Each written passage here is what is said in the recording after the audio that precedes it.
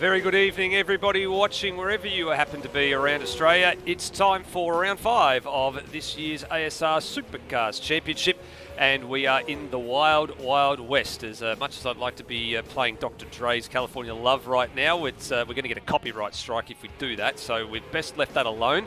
But it is not the west coast of the United States, it's the west coast of Australia. We are just north of Perth at Barbagallo Raceway, a circuit that has been on the calendar every year since its inception in 2018. And on top of that, it's had a variety of formats over the course of its 5 years, including tonight, where the twin sprint format has been a mainstay. It's had a few tweaks and a few different little elements added to it over the years, but tonight we kick it up a notch. We've got a little surprise in store for you coming along in race 2 this evening, and you'll be pleased to see what we've got dished up.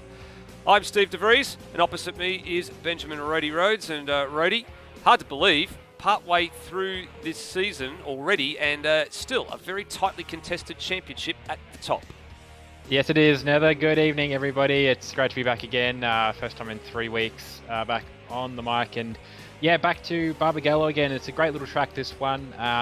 You've got a 2-wide racing line basically the whole way around. I've seen passes that take more than a lap to complete, and you've got to be patient with them around this track because it's a really technical, twisty little track. It's one of those tracks that's almost too short for supercars. It's equivalent in length by out by a few meters to Simmons, and just a really great little track for racing, and we're going to see plenty of that tonight.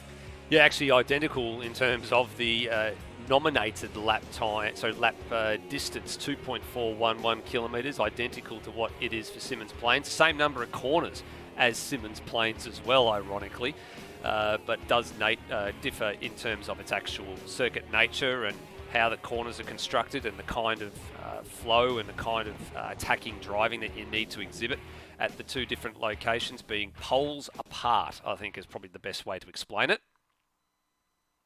Absolutely, yeah, very different tracks. Simmons more of a speed track, this one more of a handling circuit.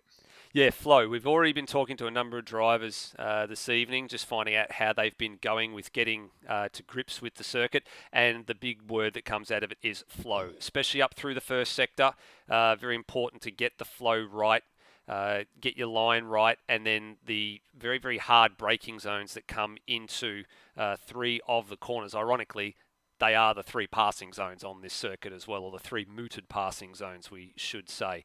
As we dive into our track overview, thanks to Google Earth Studio. And as we said, we're on the west coast tonight. And the only time we go all the way across to Western Australia, from here we're up to Darwin and then back to the other side of the country. There's Perth. We head north to a little place called Neerabup, and there it is. 7 turns. 2.411 kilometres. Plenty of elevation change in this track, Rhodey. I mean, the first sector is all about climbing, and then you sort of dip down the hill into turn 6, and then you go up the hill again, and on your run to turn 7, you come back down the hill again.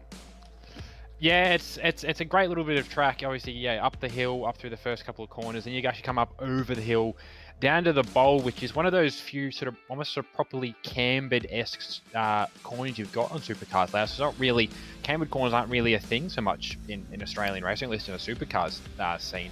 And then back up over the hill again on the run down to the last corner, which is a great spot for a dive bomb, but it's a very easy spot to outbrake yourself as well. We've seen plenty of cars out the gravel. I think IRL have actually seen a few cars roll in that gravel as well, and actually I know that we'll get to it a little more across the night, but the inside curb as well, I think it has actually been trimmed down a little bit, but I know that for the summer series we had here about 6 months ago, a few cars were getting up on 2 wheels and up on their side mirrors through that corner. And I know that because I was one of them. I think I did it 3 times in each race. I was not enjoying that last corner curb, but yeah, a lot of elevation changes for a very short way out. Yeah, you're not wrong. And on top of that, mentioning the few people that have rolled over at Cold Corner, or the Bowl as we call it, at turn 6. We actually had something similar happen in the Dev Series last week. It was caught on the broadcast. I can't remember who it was off the top of my head. My mind is that scrambled from a week ago with the illnesses I've had. It's been a really troubling thing to try and remember all these things, but I think it was in qualifying. I think turn 3 and 4 we saw somebody rolling it over the hill and into the CRE electrical fence that separates the two sides of the track. So it's reminiscent I think it was, 04, 05, somewhere in that area with the John Bow and the Aussie Brad Jones and the Aussie Male Falcon. Yeah, it would have been about that. Now that you mentioned that, I was picturing that entirely. Yeah, so cold corner, there's been a few rollovers, and also I think we've seen maybe one or two potentially in the gravel at the last corner as well. But yeah, no, they have done a good job. This track has stayed the same for the best part of 40, 50 odd years. The only sort of actually, if I say that, I don't know when the track actually came into being, but the only major change we've seen is the pit lane, which we can see the old pit lane out on the left as you're going down the main straight, but the modern pit lane is the one on the right. But no, the safety standards at this track were sort of a bit ahead of the curve, and all those gravel traps and runoffs have stayed about the same size. The gravel's just gotten a little bit deeper over time as the cars have gotten faster. Yeah, you're not wrong. Turn 7's a very obvious spot for everyone to go off as well. You're braking coming down the hill, and we've said this a few times over the course of many, many years. When you're coming down a hill braking, your momentum's going that way. The weight of the car is sort of carrying a bit further forward. It's not going sort of straight through the car and down to the earth. So it tends to elongate your braking zone going into that part of the course, and as a result your braking markers sort of get a little bit out of whack. You actually have to start braking a little bit earlier than you actually have to be, and then consequently going uphill, your braking doesn't have to be as early. It can be a little bit later because the gravity and the weight of the car is trying to hold you back. So some different thoughts and different ways, I guess, that people need to approach some of the high-speed and hard braking corners on this circuit. And yeah, turn 7 in the background right there. We do expect a few people to go off there over the course of the night. I'm sure we will see a few of them in qualifying that's about to get underway in the next few moments or so. Good to have everybody along in the live chat. Thank you to Brian Walsh for reminding me it was Laszlo Teglas who was the person that rolled in qualifying in the Dev Series last week. And that's what triggered the comments about, yes, the Aussie Male Falcon. Yeah, one thing we will note actually, just quickly, before qualifying itself gets underway, for those that are watching the live chat tonight, there is a slow mode on. You'll be able to post a message once every 60 seconds just to try and combat the naked HD XYZ bots that seem to have made themselves a home in almost every racing stream that I've seen in the past month. Yes, thank you for reminding me about that. Yeah, we've had a little bit of trouble. I think a number of channels have had quite some trouble with posting or trying to get rid of the bots. It's been a new thing that sort of just started to come up in the last several weeks or so. They've started to infiltrate YouTube. They're not doing anything about it. We are. We're basically putting on slow mode and just giving ourselves a little bit of time to see those messages, get rid of them, and then send the report into YouTube. So instead of having a half a dozen of them to go through in a short space of time, there'll be at least one. They can't post anything for 60 seconds, and then that will give us enough time to actually get rid of the bot and do what we do best, and that's get on with broadcasting. What we're going to do now is get on with qualifying. Oh, yeah, I was about to jump. I've been watching the lead car in the train, which was Cam Rutledge, just followed up by his teammate indirectly in Dane Liccardo. But Cam's had a pretty big wobble coming out of turn 1, lost the rear and had to escape off the grass, which probably impeded Dane slightly, but Dane is now the lead car of this train. Okay, so there's Cam Rutledge on the screen there. So he's heading down to the bowl, so his lap is essentially ruined. So the man that we're going to be looking to pick up is Dane Liccardo in the number 35. Now he's coming down the hill now. Here he comes. So he's going to be the one setting the early benchmarks here, or the datum times for everybody to chase. Oh. And a little bit sketchy into turn 7 and to the line. It's going to be in the 55s. 55.2, not a bad benchmark, although behind him immediately Daniel Cox jumps to the head of the queue, 54.8. And then looking to see Colin Warwick's the next man to the line, 54 flat. And then Kurt Stenberg, I'm looking to see him as well. He was in 6th on the running order. He's now gone to P5 and a minute flat. So he's had a pretty poor, what was that for him? Pretty poor opening sector. Yeah, I imagine he's probably run wide a little bit as well. It potentially also, just with the shortness of the track, but a couple of guys potentially getting caught out, not so much directly by traffic leaving the pit lane, but just having that car appear in their vision and having to calculate that into what they're doing means that they've been put off what they're doing by themselves. It's a very short track. I wouldn't be surprised if we see some of the sort of the Monza snakies, or even sort of like the Adelaide. And actually, we've seen this at Barbagallo RL as well. The big train down the back straight of everyone trying to get a spot on the pit lane or spot on the track to qualify. That said, these guys have been pretty good all year so far about finding their own space on track to work with. Just seeing cars coming back around again now. No improvement there for Cole Warwick. I think he picked up a track cut that time through. Team Redmond's got to third, and Kurt Stenberg has now gone to the top.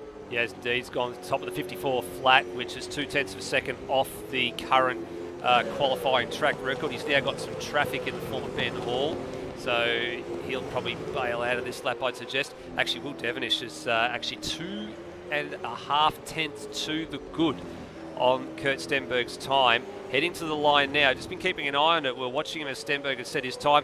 Devonish goes in with a 53.7 and a new qualifying track record as well, eclipsing the mark from last year of a 53.8 from Luke Rosella. That's a statement. That's a big statement. I was on board with Warwick for the first part of that lap, and he was 2 tenths the better as well, but that was relative to Kurt. He's not going to be able to do much about that. He does improve marginally. He's only 0.08 now, or 0.008 behind Kurt Stenberg. But yeah, that's strong to come out that early for Will Devonish. Normally the quick drivers wait till the last sort of couple of minutes of the session to really bring out times like that. But yeah, he's making his mark early tonight. He is indeed, and not on a flying lap this time. He's a little bit further off the mark. Cole Warwick had a purple first sector 1 in that improved time as well. He had an 18.6 to Will's 18.7. Not much in it in the terms of the second and third numbers. Same in Sector 2, there wasn't much in that number either. It actually swung slightly to Devonish, so it could have been a closely run thing at the top of the timing screens there, had Warwick been able to put the last little bit together. And here we go, Tim Redmond's buying into this equation as well. He did a 54 flat in practice earlier in the week. Let's see if he can replicate that. 54 flat right now would move him up to P3. Actually, he'd be packing it in with Stenberg and Warwick right now, who are both on 54 flats. It's just that the second and third digits are different between the two of them. Stenberg at 54.003, Warwick at 54.011, and then Redmond, is he about to join the 54 club? No, not on this occasion. He was up. It looks like he's probably up there in terms of the best third sectors. He was down 3 tenths on Will's time, but it was an improvement off the first sector time. Sorry, I've been looking at the rest of the top 10 actually. Some perhaps unsurprising names in the top 10 so far. Brenton Foley sitting in 5th, which is pretty good pay for him. One driver I didn't expect to see this high up, but at the same time I'm not surprised. Phil Boak currently sitting in 6th. He's driving in Steve Burko's Ford Mustang, which is just Will Devonish continuing the trend of nicking my PBF Academy Dev Series drivers. Nathan Higginson in 7th. He's pretty happy with that so far. Brennan Ross, second slowest ASR driver, up there in 8th. Oh, and then on Cam Q, Rutledge and Permo. And on Q, Higo nearly locked it. Higo locked the brake and he bolted right. No, and yeah, at the final corner, you're right. Yep. I've just seen that there as well. And we've got a car rolled, and it's the birthday boy. Sadly for us, it's the birthday boy, Lockie Lock. What on earth has happened here at the bowl? That's a very big high-speed accident. Oh no, it's exactly what I thought it was. It was too much curb, but that curb on the inside is very inviting. But you get up on that curb, it's not a fast roll off that curb. It just picks the load up on the outside of the car, and then it just tips its way over and starts rolling. And that's what happened for Lockie Lock. It took such a long time for it to roll over as well. It almost looked like he was trying to sort of wrestle the car back into a position where he was going to be able to save it as well. Like, it just sort of sat there, it just continued to go, and I thought, oh, hang on, is it slowing down? Maybe it's going to come back onto all fours, but alas, no. No, with the right car and the right sort of speed, you can walk it back down off 2 wheels and still make the corner, but it's a very, very fine balancing act. And look, even with the speed of the Summer Series cars, I had trouble doing that. So, yeah, putting it in the gravel trap's the best option. Ideally, do it on all 4 wheels rather than on the roof, but lucky for him, there's a few spare chassis running around at the much expanded CRE Race Engineering, so they'll have another one out for him soon. They will. And you can notice, as we were just saying a few moments ago, he's the birthday boy. He has got a bonnet on that car, slightly different livery for car number 237 tonight, as he's coming around to start flying lap. And his parents have actually done a nice little service for him here. So we bring up, he's actually got a birthday cake, and there is actually his Mustang on the birthday cake at the house today. So a very happy 16th birthday to Lockie Lock and his twin sister as well, who should actually mention. That's the twin sister's cake in the box next door to his. Very happy 16th birthday from everybody here at Australasian Sim Racing. Absolutely, and you know, a pretty good day to be having your birthday to fall on a race day. I lucked out with it a couple of years ago and got what can only be described as the most energetic happy birthday song from everybody who was racing. I think I went in GT3 that night. Lewis Wedding, if you're rewatching this, Lewis Wedding will remember that intently. But no, really, you know, any birthday on a race day tends to be a pretty good day. So fingers crossed, Lockie Lock had the same sort of results he had last week. Actually, he just cut away from it. Just ironically, at the time, he actually just had a little slide off of the bowl as well as we cut to Brendan Ross, who's coming down to try and start a flying lap here with a minute and a half remaining. So if you're not on the track now, you are pretty much consigned to your fate. Wherever you happen to be. The only person on the track at the moment is Dane Liccardo, the man currently in 12th position. He's actually just leaving the lane now, so he's leaving it super late to come out here, trying to get the track conditions at their best.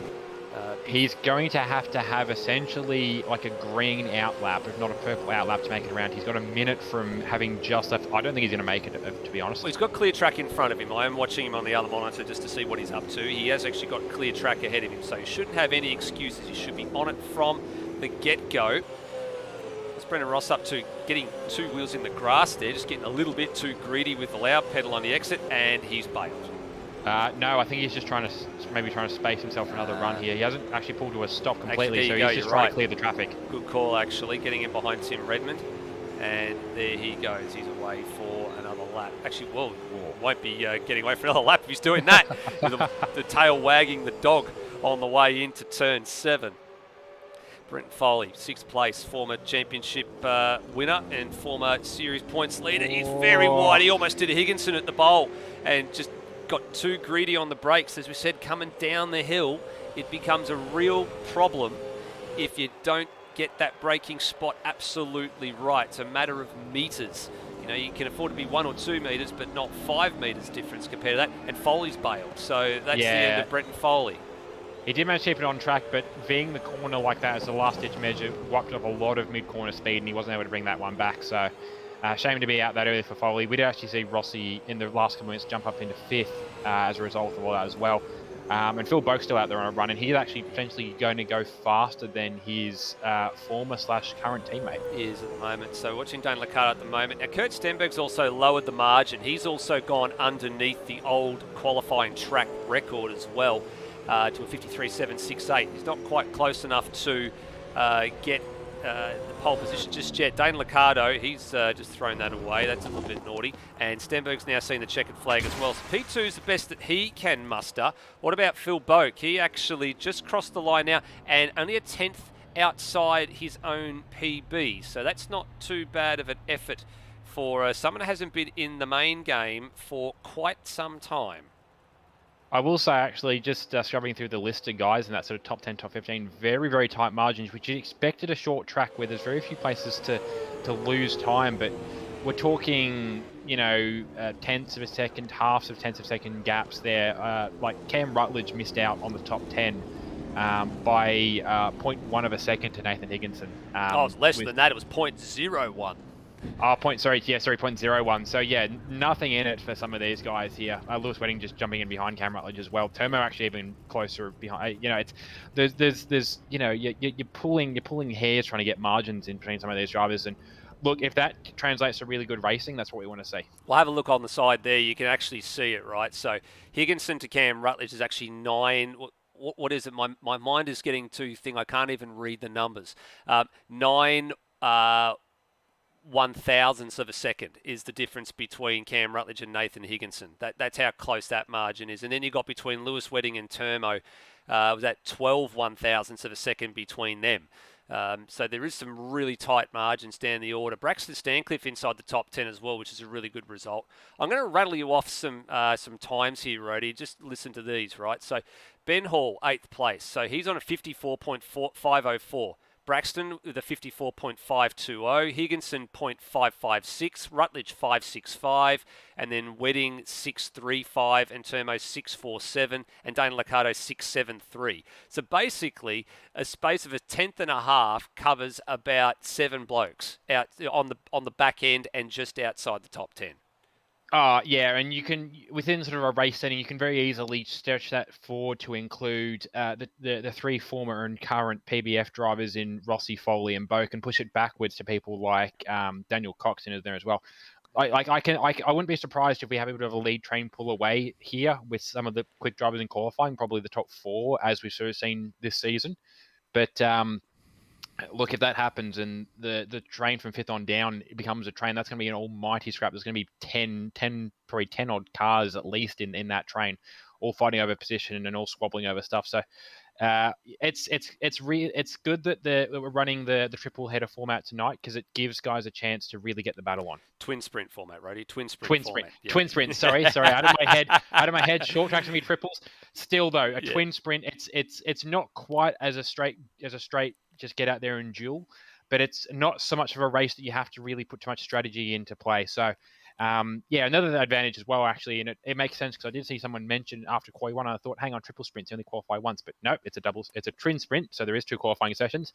If race 1 does not go to plan for you, you do have the second qualifying session to reset your odds for race 2. Correct, yeah. So it's funny, because outside of the 2018 edition of the Perth round, which were back in the day, all those rounds were a single race format, same sort of format that the Scops run in real life. It's been the twin sprint format. It's had a couple of tweaks to its running and how it goes over the course of time. There've been 80k races, they've been 90k races, there's been compulsory stops, non-compulsory stops.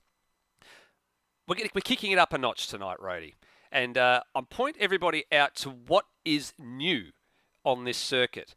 So first and foremost, we are running the Supercars pit entry, which is the first time that we've actually run that entry in our series. We've always run the entry coming on the downhill run towards turn 7. We're using the real life one for the first time. So that's a new thing. The second thing is, you can probably see a bunch of lighting towers and a couple of generators sitting on the right-hand side of that image there on the screen. And yes, ladies and gentlemen, that's right. The second race tonight, we go racing under lights. And that's going to be a really cool spectacle. We've actually got, there are a couple of liveries here. Hopefully, one of the liveries I was thinking that would be really good in second race tonight isn't currently here, but hopefully in the next 5 minutes he pops up. If not, he pops up for race 2. Hans Brunswick with the chrome logos on his AOC backed Mustang. Supercar, but Mustang specifically, yes. And the other one, the other update livery, although it's not so much an obvious one at this point, but it will probably come into its own later tonight. Daniel Cox has actually given us a slight livery tweak, or the guys from Anson Motorsport, have given us a slight livery tweak, with some chrome elements to the back end and the Envoy Super signage down the side of his ZB. So that should pop up pretty nice in the night as well. But just generally, some of the cars already look quite good. And you know what? I think it's going to help some of the guys that inadvertently have picked some fluoro cars that maybe aren't always necessarily the fluoro cars are obvious regardless, but people like Lockie Locke and Nathan Higginson are going to be very easy to spot when the lights come on and when the sun goes down. I do feel sorry though for people like Brenton Foley, who's got a navy blue and a bit of a deep Red Bull red car. He might go missing a little bit in the night, but no, it should still be some really good racing and a really good spectacle as well. And it's only sort of the second or third time I think we've actually even then I don't think we've actually even touched night racing with a supercar. I know we've gone there with GT3 a couple of times. And yes, we have. Oh, sorry, no, Bahrain. I think we ran. No, we've had a couple with the GT3s. We've never had one with supercars. We've always had the Twilight racing, getting Twilight close, racing is what I was close thinking to of, it, but not quite the same. And we've had 3 4As with GT3s twice at Bahrain under lights, and then the other time was a 2-hour run at Abu Dhabi, which was actually ironically won by Brenton Foley.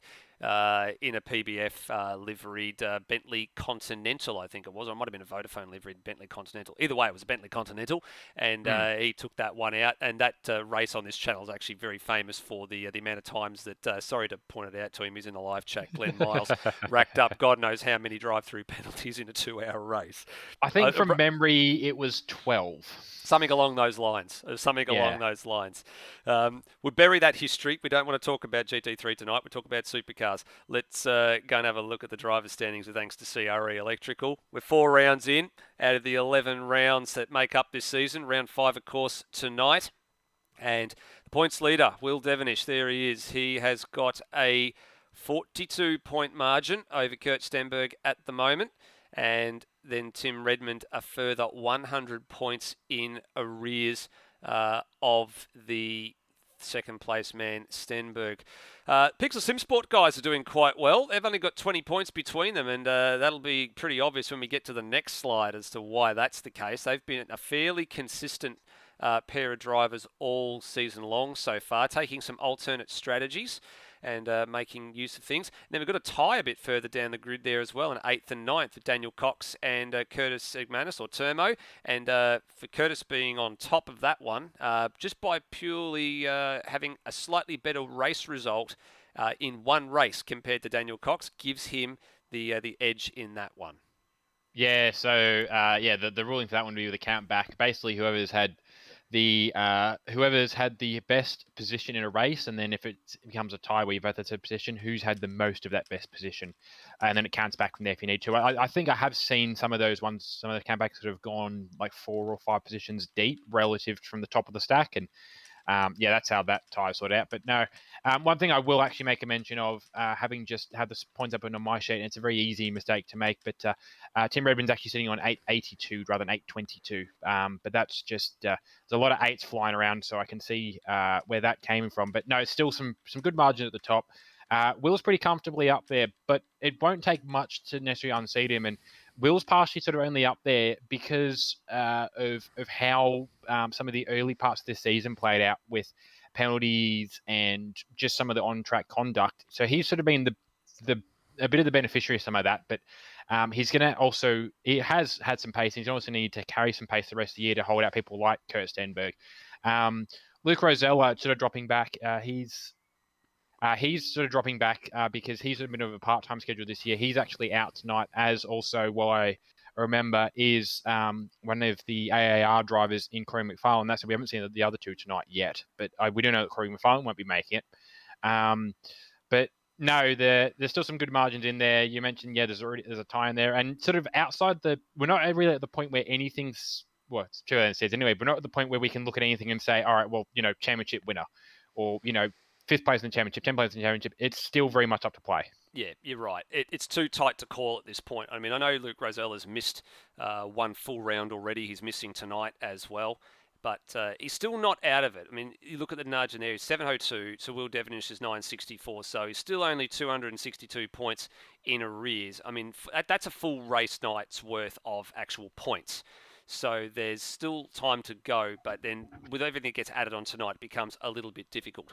Of course, we're not factoring in the drop round yet. That's the important piece in this equation. There are still another 4 rounds, including tonight, to go before the drop round gets factored into play.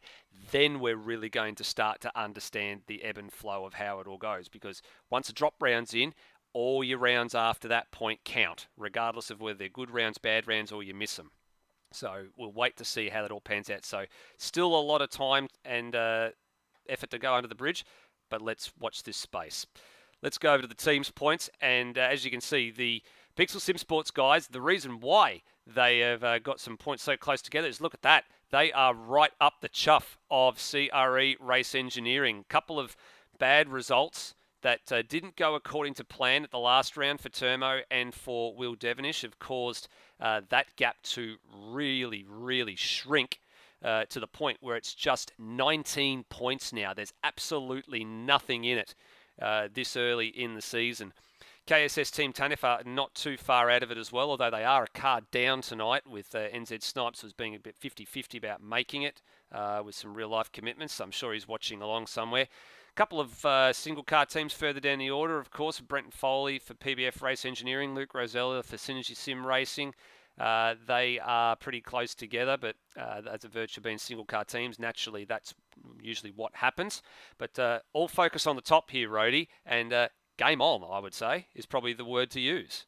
Yeah, like I wouldn't say that Lewis or Rossi are coming to this season playing on coasting. They're still pushing, and I've talked to them post race nights, and they're still getting sort of as heated as ever if things don't go well, and just piling the pressure on themselves.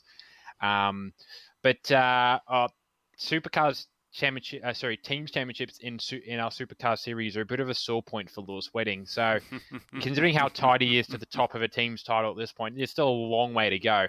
But I wouldn't be surprised if maybe if not pushing for any sort of overall or personal credit between the two of them, that they're having a serious crack at trying to take the team's points here. Yeah, I think so. I think that's where their focus is this year. That's why they've been going some of those unusual strategies and trying to maximise the team points, like not going the conventional route that a lot of other people do with, stopping at the same time as everybody else and, stopping under a safety car and that. They're putting themselves in positions where they can stay out there and hang out, air their dirty laundry and sort of go, right, we're going to hang out here and we're going to try and hold off these faster guys on tyres and see what we can do. So there's a few different strategy plays, and I think that maybe there might still be a couple more from those guys to unfold over the course of the next couple of rounds. I get the impression we might see a little one pop up tonight. I'm not 100% sure what it's going to be. I've got some ideas about what it might be, but I'm not 100% sure if they're committed to that strategy yet. But we'll talk a little bit about the different strategy plays that happen throughout the course of the night. And I think it'll be pretty evident on track if I'm going to be having the right thoughts as to what their calls are going to be tonight or not. Yeah, Pixels, I think at the start of the season, that's also been one of their pushes, is to sort of try the alternate strategies and not so much try the ones that just are going to shoot you in the foot, but if there's a second strategy, they're going to run it, because amongst other things, it's probably I'm pretty sure I've heard Lewis say something along the lines of that he's with the mindset that if everyone just has the same strategy, racing's pretty boring. So he's more than happy to be the one that goes outside the box of where everyone else is going to try and get to the same end goal. And sometimes it works and sometimes it doesn't, but yeah, their thinking also is just I suppose Will's cracking on for a championship, and so he's got to fight tooth and nail for that. And we saw that at the closing stages of one of the races last round, with Will tipped off somewhere, and that's just how tight the racing at the top, as opposed to Lewis and Rossi. They're not thinking about drivers' points, so. Or not in that vein. So they're comfortable running, fourth, fifth, sixth, seventh. I mean, Rossi has got his second ever podium. Actually, no, it was second ever podium this year. Which he loves to remember. He loves to bring up that stat now. 946 days between podiums. But he's not out there running for podiums. Neither is Lewis necessarily. They're out there running just to get good, solid points every round for the team. Yeah, precisely. And we're going to keep an eye on how they go over the course of not only tonight, but the next few rounds as well, because it'll be pretty critical for how their team's championship is going to unfold. Looks like we're not too far away from going racing. Warm-up has concluded. The driver's briefing has concluded, with thanks to Brenton Foley, as he always does, getting in there, making sure everybody understands the rules and the regs about what happens tonight.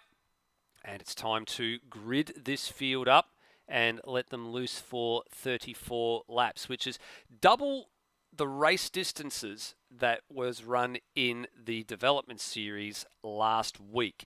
And if you thought that tyres were going to be a little bit of an issue for a few drivers in the dev series last week, which it turned out to be correct, you're probably going to get the idea that it's going to be a big talking point tonight amongst the drivers as well, Rhodey.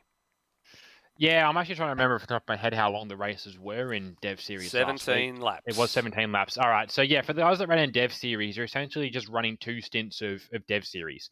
The only slight change is if you felt something with the base setup, which is the fixed setup for Dev Series, that you want to try and tweak out of the car to get the tyres to last longer. I know Lockie Lock, running under my team, we were playing with some ARB settings to try and get the cars to be fast, but also get the tyres to last.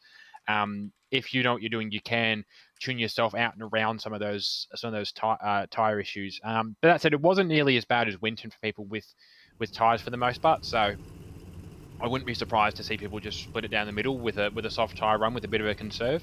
That said, the hard tyre is even possibly going to come into play as an option with a no stop. Yeah, possibly, and I'm expecting maybe one or two drivers might actually opt to go that route as we get underway for the formation lap here. So front row, Will Devonish, championship leader, and Kurt Stenberg, the 2020 series champion. Cole Warwick in third place in the number 53 Warwick Racing Team ZB Commodore. He shares a row with Tim Redmond, who, remember, he was in the fence at turn 1 after contact with Will Devonish last year when he was driving a Commodore. Brendan Ross in 5th place. He shares the road with his former teammate, Brenton Foley. So that's an interesting row, number 3. Then he got Phil Boak. Great return for him. Steve Burko will be jumping for joy seeing that number 7 up so high. Actually, ironically, in position 7 for the start of this race, alongside Ben Hoole, who will also be jumping for joy, given he's got his best start in the Supercars Championship with P8. Braxton Stancliffe, he'll be jumping for joy as well. Jeez, we're all jumping for joy at the moment. Car 187 starts 9th alongside Nathan Higginson for a top 10 start for him in race 1 tonight. Just outside the tent, you've got Cam Rutledge and Lewis Wedding on row 6, Termo and Dane Liccardo on row 7. There's that new livery on the Daniel Cox Designs and backed and Envoy Super backed Anson Motorsports at number 94 for Daniel Cox. He shares a row with Peter Thrower, and then rounding out the field, birthday boy Lockie Lock, Steve Warwick, and then the other wild card in the pack for this one, Taipan in the Anton De Pasquale number 11 DJR Mustang. Yeah, well, quickly, we did mention a useless stat earlier. Another useless stat for the night is that is the first time we've actually seen one of the ASR guest cars on the track in Supercars. So good to see Taipan out here tonight. Yep, there you go. There is the field all just starting to line up there, heading down towards the start-finish line there. As we cut back to live pictures. Here we go. It is time for race number 10, the Western Twin Sprint 2022. Who gets the whole shot off the line? Let's find out now. Well, that was an inevitable formality, wasn't it? There goes Kurt Stenberg. There goes Tim Redmond. There comes Cole Warwick getting a bit feisty on the inside of Will Devonish as they head down into turn number 1, but there wasn't any way through. But Redmond's has jumped Devonish, Stenberg's jumped Devonish, and away we go. Yeah, I don't think that was even just a bad stuff. He just got caught napping. He was stationary where everyone else was on the move, so caught napping big time there for Will Devonish. It's gotten Kurt Stenberg through, it's gotten Tim Redmond through. Colin Warwick was trying to buy in there as well, but that was never going to be an open door for him. Or Will having to dive now on Tim Redmond into the bowl. Here he goes. He's not wasting any time trying to get that spot back. He'll have the high ground now for turn number 7 to be on the inside. Now he's got to be careful here, Will Devonish. He needs to consolidate this pass. He's got to allow some room for Redmond. He can't just feed him off the circuit here. And Cole Warwick's try and make it 3 wide. This could be, I was about to say, that could be disastrous. And for Redmond, I think it is. That's probably not great, and Warwick realised that he needs to give that spot up, I would think. That's probably a little bit too aggressive and not a great look. That's now invited Foley to have a look at the inside of Redmond, and Redmond cranks it sideways through Foley's little bit of a lunge there, making some contact on the rear bumper. Early goings here, everybody looking for that small little bit of racetrack that will just net them another spot. I honestly reckon Cole should have considered giving that one up. Not only was I think he was maybe trying to do that, but in the process he wandered back on track in front of Foley. Very nearly caught an accident for Foley as well. They're racing very, very hard. This is a 34-lap race, need to remind the drivers on track who clearly think this is a shorter sprint. Oh, someone off the background, 2 cars off in the background. Nathan Higginson, and I think one of the it's Phil Boak. Yeah, as well. It is. Higginson and Boak, they're having a moment coming off the bowl. Higginson's on one side and Boak's on the other. And I think there's also a big loser in this Dane Liccardo, who had dropped 5 spots at the start. He's now got 2 of those back. So he's had a really torrid start. And what happened to these 2? I think, did Higginson have a little bit of a look on the outside of the bowl here, or what happened? The door opened. I just think he just unsettled the rear of the Mustang. I think that's all it was. Either there was contact there, or Boakey just got a bit too much on the lab pedal and just started to slide the rear. What did happen that was definite contact there was Phil trying to catch the car. Obviously got off the brakes, tried to straighten the car. The car flipped the other way on him and then swung right back across the front of Nathan Higginson. Boakey has elected to continue. So is Higginson, actually. I thought one of them might have pitted there, but no, they've continued on. But they're, best part of a third of a lap down at least now. Too early for him to stop. Way too early for him to stop. We're going to have to get into some of the race facts on a few things in just a few moments. So there's been a couple of movers and shakers. We said Dane Liccardo had lost 5 spots. He gained 2 of those back. He's now up to P17. Lewis Wedding, he's gained 3 spots at the start here. He now finds himself in the top 10 on the back of Braxton Stancliffe, who's very wide at turn number 1 and almost left the door fully ajar for Wedding just to sail right through, but none on this particular occasion. Fastest lap of the race, ironically, there you go, after recovering back to the track. Phil Boak, 54.699. And he's probably benefiting as well from the fact he's probably one of the few guys outside of Higginson that's actually running in completely clean air. He's not having to defend for anyone, nor is he having to getting offset by having anyone in front of him and trying to actually put a battle on with them. So he's in a good spot to get some clean running in, and maybe this will come back his way. He's actually already getting up onto the back, a few tenths off, but he's coming off the back of Dane Liccardo and Taipan. So Boak's going to bind this pretty quickly. I think Higginson maybe some longer lasting damage. He's actually starting to fall back. Probably by about a second a lap. Yeah, he was on the grass and took a lot longer to recover than Boak did. He actually had to get out of the throttle and get the car pointing the right direction to actually rejoin, whereas Boak sort of had a bit of a spin and then he was able to keep going the right direction, so had nearly no longer time loss. Massive incident! Massive incident! Taipan into the back of Liccardo, under braking at turn 1. Might trigger a safety car. We'll have to see. They've been able to get going. They've far enough off the road, and that's a big one. That was a big one for the wildcard Taipan.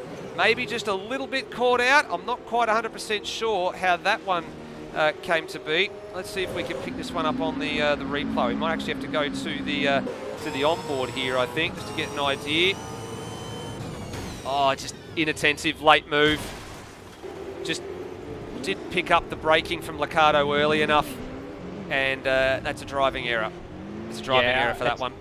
It's possible Liccardo was on the brakes a little earlier than usual. He did have a car alongside him, and what sort of tripped with that as well a little bit was having Tomo on the outside. He'd actually gone well wide at the last corner. I don't think we got the curb. He just didn't make the last corner, had to recover, lost a bunch of spots, and was slow down on the run down, on the run down the front straight.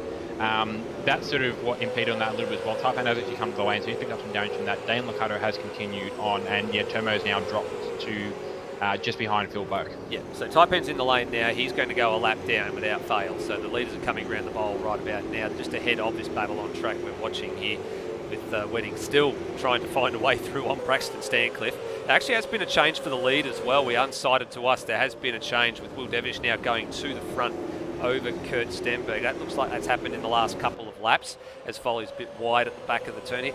There's still any out of these top sort of half a dozen cars on the screen there can win this race.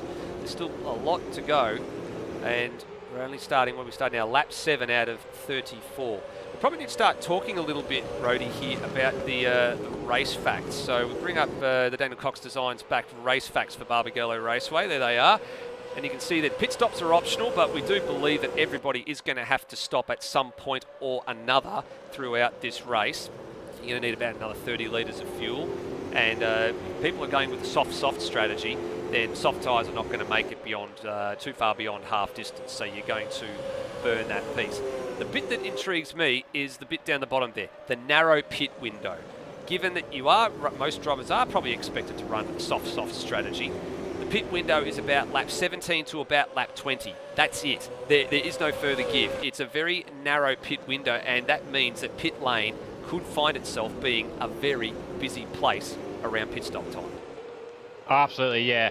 The relative short tyre life, the fact that we're running the tyres sort of right to the end of their margins means you pit too early, you're going to run too long in your second stint. You pit too late, you're going to run too long in your first stint. So you've got to find the sweet spot in the middle. Yeah, this isn't. I don't think it's technically the narrowest pit lane, but it's not up there as one of the widest. So that and the double side-by-side stacking we've seen from a few of the teams this season. I wouldn't be surprised if things fall the way in one of the two races tonight. We end up with a bit of a blockage in pit lane, but we've got a few laps yet until we see that. Oh, look, if a safety car comes out as well, I expect everybody's going to be in the lane, regardless of what time and so what number of laps are left on the clock, because the strategies will be that scrambled. Everybody's going to have a backup. As actually, there's someone in the lane already. It looks like it was Ben Hall. That's a surprise. So this is a bit of a surprise. I probably think is probably on the cusp of being able to make it home from here. However, you're going to have to go with the hard tyre at this point to actually make it home. So you get your fuel drop done. That's not a problem. There is a tyre change happening there on the Luke McHugh number 20. And yeah, you have to go the hard tyre from here. It'd be silly to have to try and stop again. The soft is not going to last that long. Either that or he's anticipating safety car later in this race, which, you know what, bold call. Very bold but call. Yeah, I'd say more likely that he's planning on running the hards and is just probably got the softs out there to try and get some good pace in early. Higginson figured in as he'd well, make up more time. Figured he could make up the time he'd spend changing tyres by being out there lapping for the first 7 laps or 8 laps on softs, and I imagine probably qualifying fuel as well. Well, half-mooted pass there by Stenberg at turn 1, just as Ben Hall was leaving the lane as well. Now this is trouble for him. Look where he's trying to feed into the traffic. He's just about to emerge out of the pits. He's come in right behind Foley and ahead of Brendan Ross, so he actually has gone a lap down there. So that was a little bit of a longer stop than I thought was probably going to occur. About 9 or 10 seconds. He's got blue flags though, so he's got to crack on here and just try and make his best lap time as he can. Nathan Higginson also came in for a stop. Taipan's been in for damage repair, and imagine he'd probably be stopping again at some point. So there are a couple of early stoppers in this looking to go a different route. But hey, if you're down the back of the field like Higginson was, not a bad ploy to take, because you've got nothing to lose. Why don't you try something different, because then you can just use that to your advantage in race number 2. That's not an issue. Ben Hall, however, was in the top 10. I think maybe probably has taken the wrong advice here. Possibly. Well, it depends on how the rest of this race goes. If there's another safety car, he's probably honestly in trouble, because he's not going to be lapping any reasonable pace while on the hard tyres. He's going to be having a crack definitely, but he doesn't have the grip of the soft tyres. That's pure fact. He'll be getting his he'll get his lap back, but the problem's going to be is by the time he gets his lap back, he's going to be at the tail end of the the tail end of the snake. Basically, that's where it's going to amount to for him.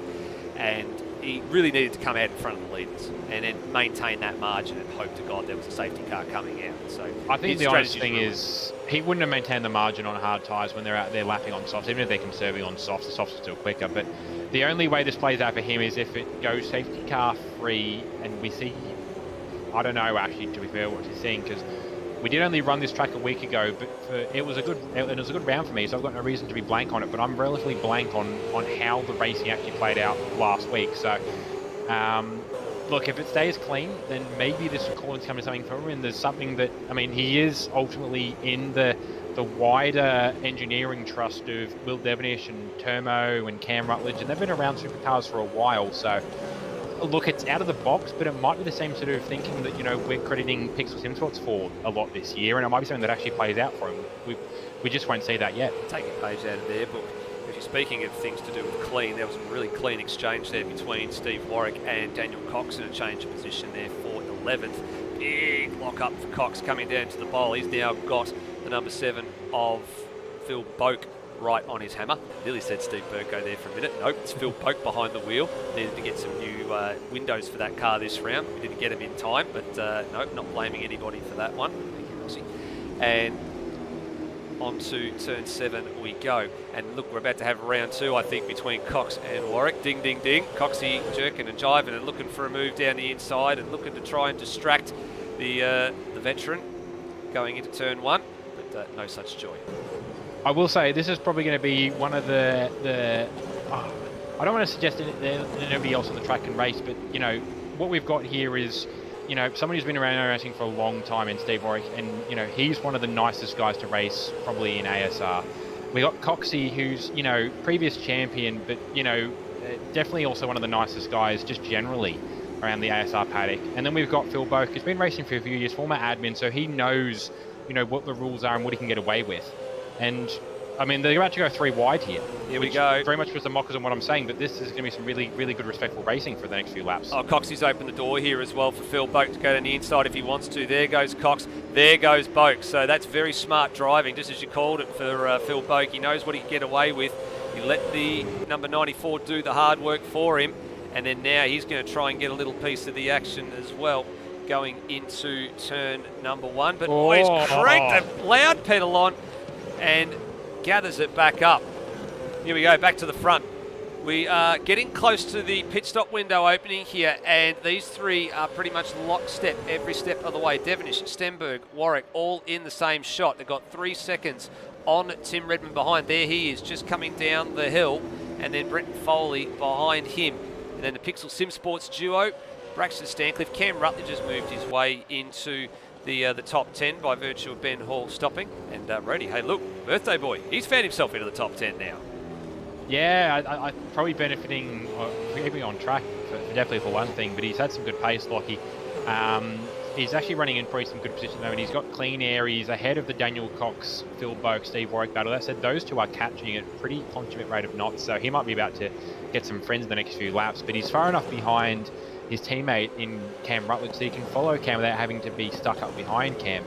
And Cam's doing some good pace as well. I know he's been a little frustrated personally about where his car has been in the hierarchy in the last couple of rounds. I think Winton and Simmons was definitely not favourite rounds for him, so he's probably going to be pretty happy with where he's running at the moment as well. But no, Lockie is benefiting from where he's at the moment, and yeah, possibly a bit of a split strategy call with the Luke McHugh racing cars, because with Lockie Lock still going, I reckon he's doing the soft. Yeah, I think so too. I think Lockie Lock's still doing the soft. Cam Rutledge, I'm not 100% sure on just yet. His lap times, his best lap at the moment is 55.3, but his lap times at the moment are in the 56s. And his best lap that he's been put in, he actually put it in open practice this evening, 54.4. So quite a bit of a disparity in terms of the lap time. So I'm second guessing what Rutledge is up to at the moment. I'm not quite 100% sold that of what strategy he's on at the moment. I don't know. I think I've got a funny feeling I know what the Pixel Sim Sports duo are doing right now. I've got a funny feeling they might be on the hards. Yeah, so I was just cycling through. I realised a little bit of all that. I'm not sure what happened. We've lost Steve Warwick from the train. He is still in the field. He dropped back a few spots. I think he had a lose at turn 1. No, the Pixel Sim Sports cars are actually doing quite well. As I said, you know, they're thinking in teams points. Their biggest threat at the moment is some of the lap traffic that's coming out of the pit lane. Rossi's got Ben Hort behind him, and now they're at the other end of the pace where Ben's on relatively fresh tyres and knows he can push on them, versus Rossi, who's probably trying to make it to a pit stop window for those softs. You know, they're going to be pretty questionable by this point, which maybe leads into the pace that Cam Rutledge is doing as well, maybe backing off to make sure the tyres can last, because I don't know how many of these guys actually do a full race simulation or a half race simulation to know just how the tyres would go precisely. But yeah, otherwise they're in a pretty good position, because next car in front of them is Brenton Foley, who's far enough away. And the next car behind them, as I was mentioning earlier, is sort of the Braxton Stancliffe Cam Rutledge group. Yeah, you're not wrong there. And I just noticed Cole Warwick actually dived for the pits on that last lap as well. So he's stopped out of the lead group of cars. So maybe, based on my numbers, slightly a lap or two early compared to what I would be thinking, just a lap short of half distance. But hey, got to try something a little bit different here. And importantly for him, he's come out still on the lead lap. So with everybody still yet to cycle through, he is still looking quite good. The looks like Kurt Stenberg's in the lane now as well, and he's actually just leaving the lane. And where's he going to feed back into things? He is going to come in just ahead of Cole Warwick, so that's sort of giving you an idea about what you need to do. Well, he's cut the exit line there as well. That's been drummed into the drivers over the course of the last drivers briefing as well. They all know that's a big no-no, so there might be a little form of issue to look at from there. But looking at just how far away Warwick and Stenberg are separated, that means that when Will Devonish comes in, if he comes in, which he has right now to cover it off, in theory, if the stop goes according to plan, he will rejoin in front of him. So Stenberg and co are coming down the hill, but they got traffic. It's the important thing. They've got traffic in the form of Peter Thrower. You've got Cole Warwick's just past his father, who's gone a lap down here. Localised yellow flag. Maybe somebody spun on the entrance to the pit lane. I'm not quite sure what happened there. Wedding's in behind. Foley's in. Here comes Devonish, and here we go. Pit stop went according to plan. Looks like he's just going to come out maybe with a slightly bigger margin than what he had. Yeah, he has. He's gained maybe about a half a second there. So I think what's helped there, definitely with Steve with Cole and Steve battling, and you know, father-son relation there. But Steve has his own race to run and made Cole earn that pass because it was full position.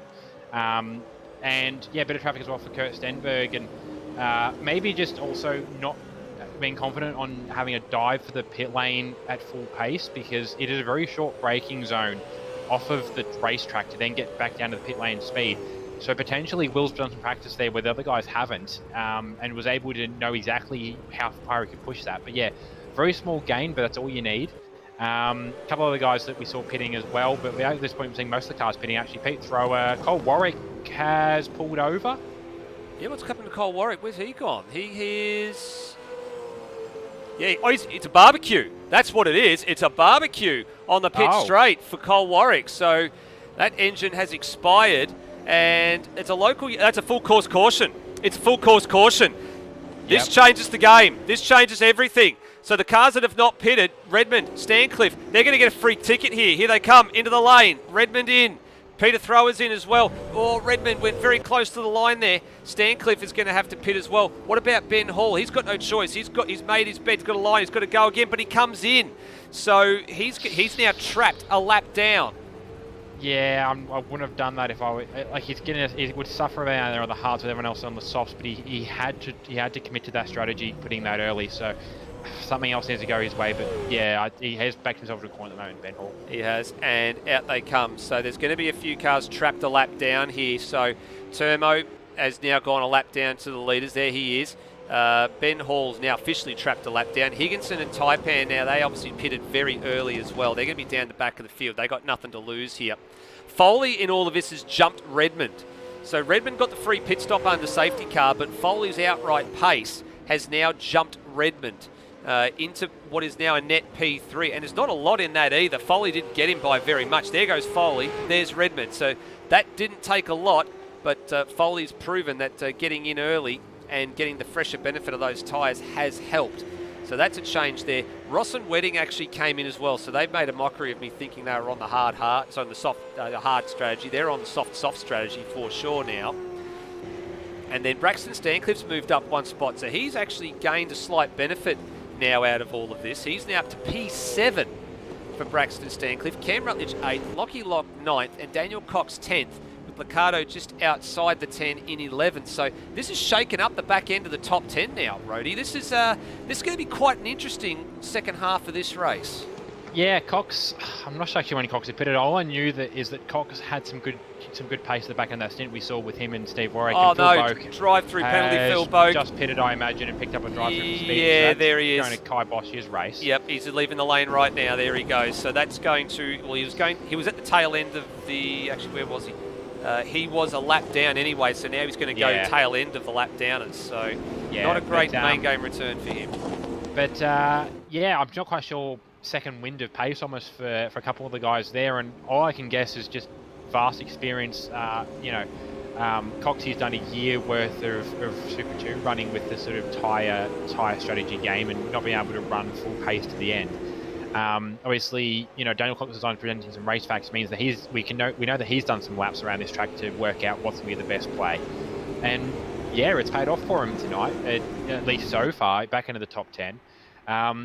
We've actually ended up with a bit of an interesting point there where maybe Dane and co further back could have caught up, but they actually lucked out and been caught behind Taipan, who was a lap down.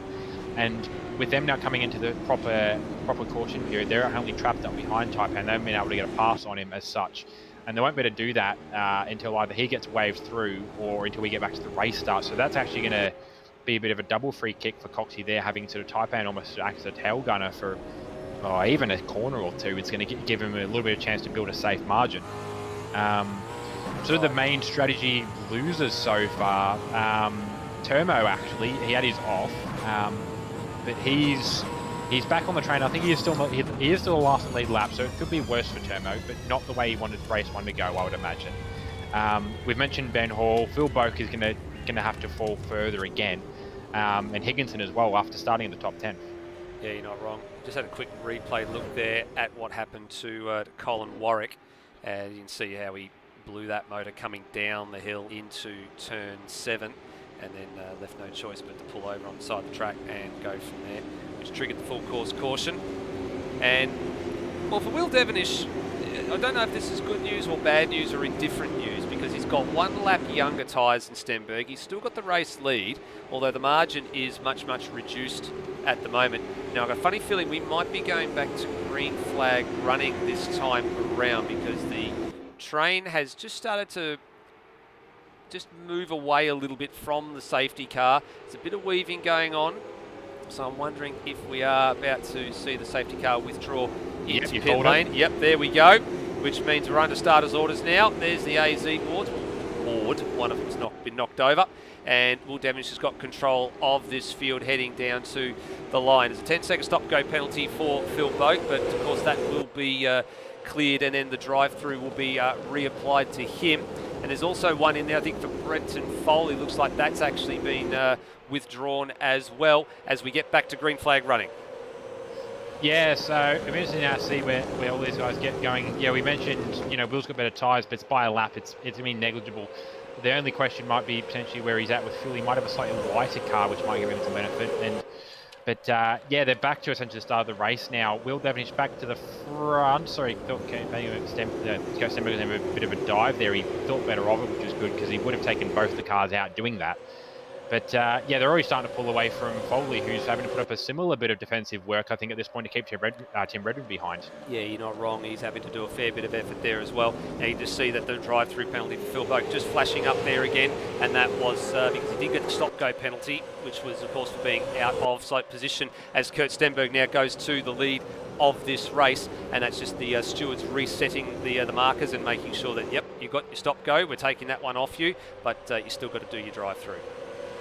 I did catch a slight yellow flag. That might have been for Boak pitting, but I think I did see a car disappear off it somewhere as well. I'm just trying to pick from the order who that was, but it's hard to tell. Yeah, Boak is in the lane right now, and then Taipan's off the back of the field at the moment. So Boak's serving his drive-through as we speak. Actually, we've missed that as well. Kurt Stenberg has actually got through on Will Devonish. Yeah, I just mentioned it there as well. I mentioned it before. Stenberg has gone to lead this race, but it's not over yet. Devonish gets a fairly handy run out of the bowl. He's just got a little bit of overlap here. Who's the devil on the brakes coming into the final corner? Devonish goes really deep, parks it at the apex of the corner. That's beautifully done. Stopped any ray of Stenberg from getting the over and under treatment, forcing him to go the long way round. And now we go into turn one, and there's some rubbing and door banging going on into one. This is fantastic, side-by-side racing. Almost a little bit of argy-bargy there. There was definite contact. What that was Will Devonish trying to close the door while Kurt Stenberg's foot was still in it, and he was very lucky not to be turned sideways there.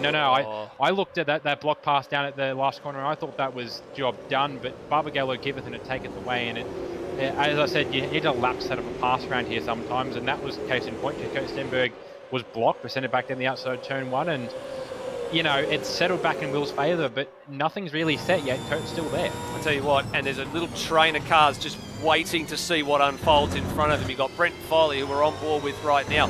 Redmond behind him. Brendan Ross is hanging on there as well. Weddings finally managed to get the better of Braxton Stancliffe, jumped him through the pit stop sequence as well, and is now up into 6th place. And after that little battle, Braxton's hanging on to the back. If you see him there, he is a back a shot, just trying to stay with Lewis and try and secure himself his best result in the Supercars Championship. But these three cars behind the race, the two men in front of them at the moment, they're just waiting. They're just waiting to see if they come to blows, because the one thing we know here, Rhodey, is that this place has not been a happy hunting ground for Kurt Stenberg over the years. He's got plenty of podiums, but he's not got that elusive race win here in ASR Supercars. And for the Perth native, he wants it, and he wants it bad. It's simultaneously not been a good hunting ground for Kurt Stenberg, and he should be winning at this place. It's his home track, and also Will Devonish, he's had a few times where he's been racing for the win here and had the win just not come to him despite a vast effort. So he's going to be throwing everything at Kurt Stenberg to keep him back there as well. As I said, Will's got the Leaders' Championship, but he needs to stack as many wins as he can at this point in the season, particularly when people like, Luke Rosella, return, people like Corey McFarlane maybe buy in and take some points off him, and even with Cole Warwick back to full form in race 2. He's gonna throw everything at it to try and get a title this year. The three behind are in a really good position.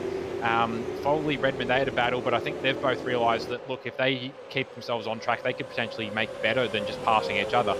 And Rossi, not, as I said, not pushing for a win, the Pickle Sinners Sports cars, but, if something happens to the cars in front, Rossi's got enough of a gap that, he could get around something and pick up a podium or maybe even better. The lead cars, this lead group of 5 have got a 2-second gap on Lewis Wedding behind. They're starting to string out a little bit now. So there's a lead group of 5, then there's Wedding and Stancliffe, and then there's this classic battle going on for 8th on down. Here goes Liccardo looking down the inside of Daniel Cox. That might be a pass, is it? No, there's a bit of door banging and nudging going on there. There wasn't enough room for the number 35 to get through, or was there?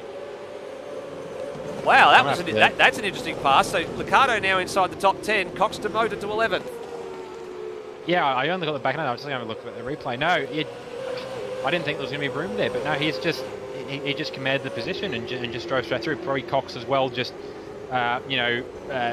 more mature head on the shoulders, I suppose, and saw that at this point, even this point in the race, it maybe wasn't worth fighting that hard for it. But yeah, so pass through for Liccardo, puts in the top 10. Cox is still there in 11th, and he's in a position if something happens to Liccardo later in the race, maybe he's pushing his tyres too hard that Cox can benefit. I'm not sure when Cox pitted. I think it was during the safety car, but as I said, he knows his way around these cars, so he might have something still in the bag yet to go. There's some elbows out going on up the hill through turns 1, 2 and 3. They're side by side, the lead 2. There's some contact between them as well. Stenberg goes to the lead of the race on lap number 30. As they climb the hill, then they crest it, now they run down into the bowl. Devonish just had fought tooth and nail for so long, for about 4 or 5 laps, to keep Stenberg at bay, forcing him to go the long way every time around at turn 1. And on that occasion, he couldn't hold it for that much longer, and Stenberg went through.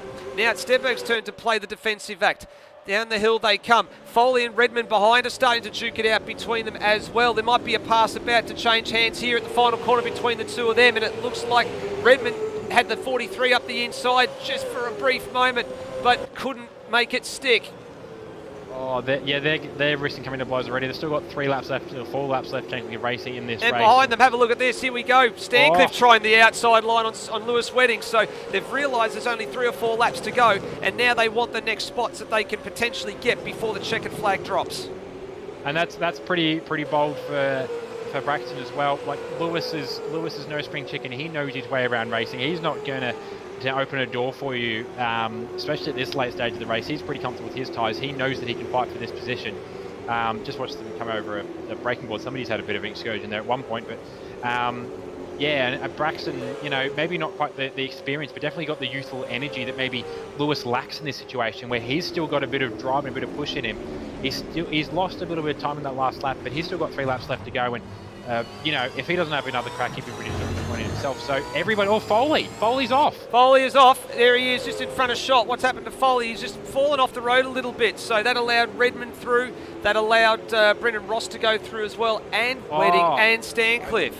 I've just went back in the replay. Actually, there was contact in the braking zone between the pair of them. They sort of overlapped wheels. I'm not sure whether one came across the other. That's a steward's look, but that is a little bit. And has Foley made the fence?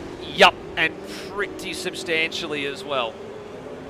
Yeah, I think that's probably just all. That could just be all within fair racing, but either way, that's not the wind out of Foley's sails. The other thing it's actually done, Brendan Ross now on the podium. It is Brendan Ross on the podium. In actual fact, he's ahead of Tim Redmond now too, so there might be another late change here as Redmond tries to salvage a bit of a result here, knowing that maybe there might be a stewards review coming. Maybe an extra spot might help him in the points charge.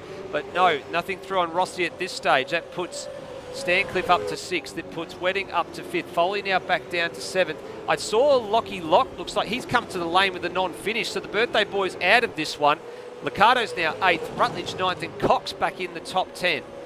As we go back to the lead of the race with a lap and a half to go. Here we go. This is what the battle's on for. Has Devonish got anything more left to throw at Stenberg? I'm not sure. He's started to take a bit of a gap out now, Kurt Stenberg. That said, the rears of that car not looking too happy. He's running a car with a lap less fresher tyres, but that's all very much muddied depending on how much of these guys have been pushing their tyres since then.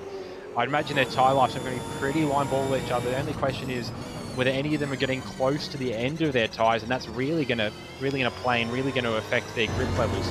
But as we start the final lap now, Will Devonish, a 2/10 margin to Kurt Stenberg, but it's just not close enough. He just can't quite get alongside. He's really only got, unless he gets a run through here, the only really two spots he's got left is into the bowl or into the final corner. Yeah, they're the only two real spots that he's got left available to him, turn 6 and turn 7. He's got to be close enough to stick it. There's been some pretty fine margins between these two over the course of the season so far when it comes to the race win and the second place on the rostrum.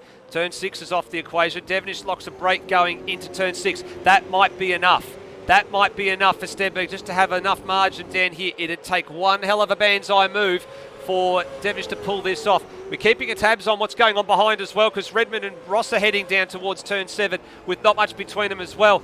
Stenberg looks like he's going to hold this one, and he is. He's going to finally break the ASR curse for him here at Barbagallo Raceway and gets the win. Redmond, at the last throw of the dice, looks like he's going to get P3, and he does. Oh, that was really good racing from the pair of those battles. Now, it wouldn't make sense for Rossi to the podium. He was 946 days from his last two. He wouldn't try and break the streak again this early. But no, really good scrap there for Tim Redmond to get back into third. Whether that's going to be final, we don't know. We'll see Skewers review potentially for that contact with Brenton Foley. But as things stand at the moment, P3 for Tim Redmond, good run. Brendan Ross up in fourth, very good points in the team standings, especially compared to the other one of the CR Reed cars that's currently down in 12th. Lewis Weddings finishing 5th. Braxton Stancliffe up to 6th. That's probably one of his better results in Supercars. That's his best result, actually, for Braxton Stancliffe. So, given the fact he's using his father's sim tonight as well for the very first time, I think that is now a big tick. He has proved that he belongs in the main game by finishing in 6th place, and to be going toe-to-toe with Lewis Wedding for a lot of that battle as well, who, as you said, has been around the traps a long time. That's a big tick. Brent Foley recovers to 7th place. And then you look at Dane Liccardo, 8th place finish for him. So he'll be happy with that. He's doing donuts with his mate there in Nathan Higginson. Cam Rutledge will be happy with a top 10 in 9th. Daniel Cox, a top 10 finish for him as well in the number 94. But we saw the replay just there of the last lap pass at the last corner for Tim Redmond. And Rossi did a really good job, actually, not to continually feed him out there and left him just enough space to make it work. Yeah, as I mentioned, teams points. At the same time, Rossi's going to have a crack if a podium's there. And yeah, a professional racer gave him the room you need to give him without being too generous and without, squeezing him into the fence or anything like that. So really good work from the pair of them as well. And I think Lewis was just back there enjoying the show. Yeah, I think he was, as the drivers all popped themselves into the garages. I think most of there'll be a few bruised bodies out there, I think, but I'll tell you what, that's some fantastic racing from the top three and the top battle groups, I think we probably should say. They were the ones that made that one happen. They were going toe-to-toe, very minimal contact. Yes, there were a couple of occasions there where they might have actually potentially spilt each other, but all the way, hats off, some top draw driving. Absolutely, yeah. That was a sort of racing that qualifying had promised, and that was beautiful. And I just hope there's still got something in the tank for race 2. Yeah, I think you and I both, Rody. I think we hope they've got some stuff in the tank for race number 2. We don't want them to have used up all the good juice too early in this race, as we go to our Beyond Electrical podium for race number 10 of the Supercars Championship. And Rody, who are we going to speak to first with some of the top draw driving that we just saw? I think we'll go top down this time around, and we're going to have a chat first to Kurt Stenberg, who does now break his ASR curse at Barbagallo, finally taking a race win at his home track. Kurt Stenberg, how are you doing? I'm pretty bloody excellent after that. That's the first time I've ever won a race in Automobilista at Barbagallo, believe it or not. It's been a hoodoo track for me, and I wanted to change it tonight, and we got it done. Great work. Yeah, so first part of that race, I'm imagining amongst the other front guys, you were thinking of, I'm going to guess, a soft strategy for the race? Yeah, soft strategy. I knew they'd last, but I had to look after them a bit at the start, and yeah, I don't think my car was quite as good as Will's. He seemed to have some bit better drive, and I was really having to control the wheel spin to stop it getting away from me, especially out of the bowl. But we persevered, and that safety car played into our hands. And I knew from that point onwards, towards the end of the race, I had to capitalise, and I had to get past him before he got away from me. And then try and control it from the front, and that's what we managed to do. But awesome race. I went with a bit of a interesting move, but I wasn't going to get it done easily, so I had to try and get it done any way I possibly could. Oh, absolutely. No, it's a hard track to pass that. You've got to set up, you got to set up moves like a lap before sometimes to get the move done. We've seen some of that racing in your league. Yeah, you've got your first win for the night. You're planning on backing up again in about 50 minutes time? I'd like to, but as I say, I feel like I'm a tiny bit slower pace-wise than Will, but we can obviously stay with him, and obviously we've just proved that we can beat him if we get it all right, so we need to do that again. Absolutely. Thanks for jumping in with us, Kurt, and good luck for race 2. No worries.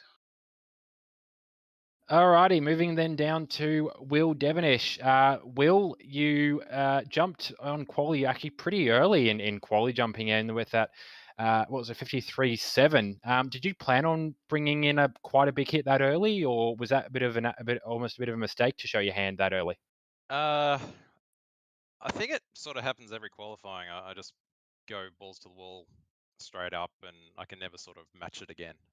So I don't think I'll get anywhere near that second quali, especially with the grip lower. But yeah, happy to get the qualifying record here. It's a track I love, so yeah, getting that beside my name, pretty happy with that.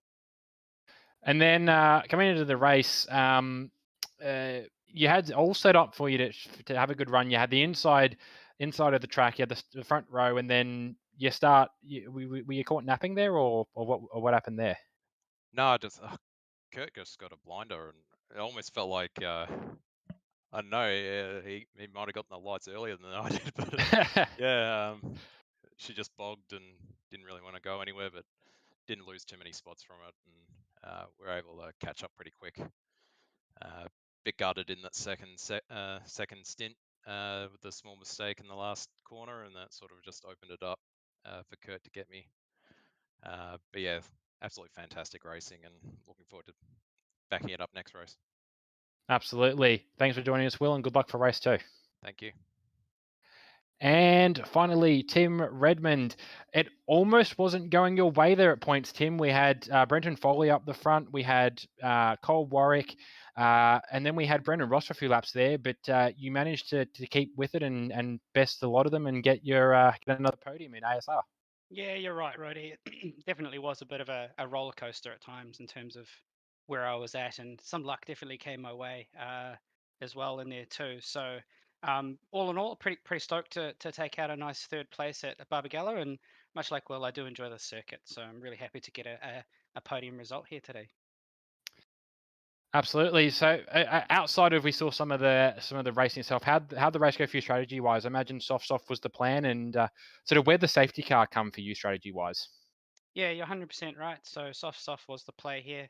And I knew watching the guys in front of me coming into pit around the sort of 17-ish mark. I just wanted to try and get the tires to last a little bit longer, and I think I actually pitted when the safety car was immediately called. So we got lucky, I guess, in some ways to not be hard done by in that case, but also to come out just behind Foley, coming into just behind the safety car. So pretty happy with how it played out, all in all. Awesome. And then, yeah, so considering the strength of field, do you think you're going to be able to repeat, back that up again in race 2, or you reckon it's going to be a bit harder of a fight?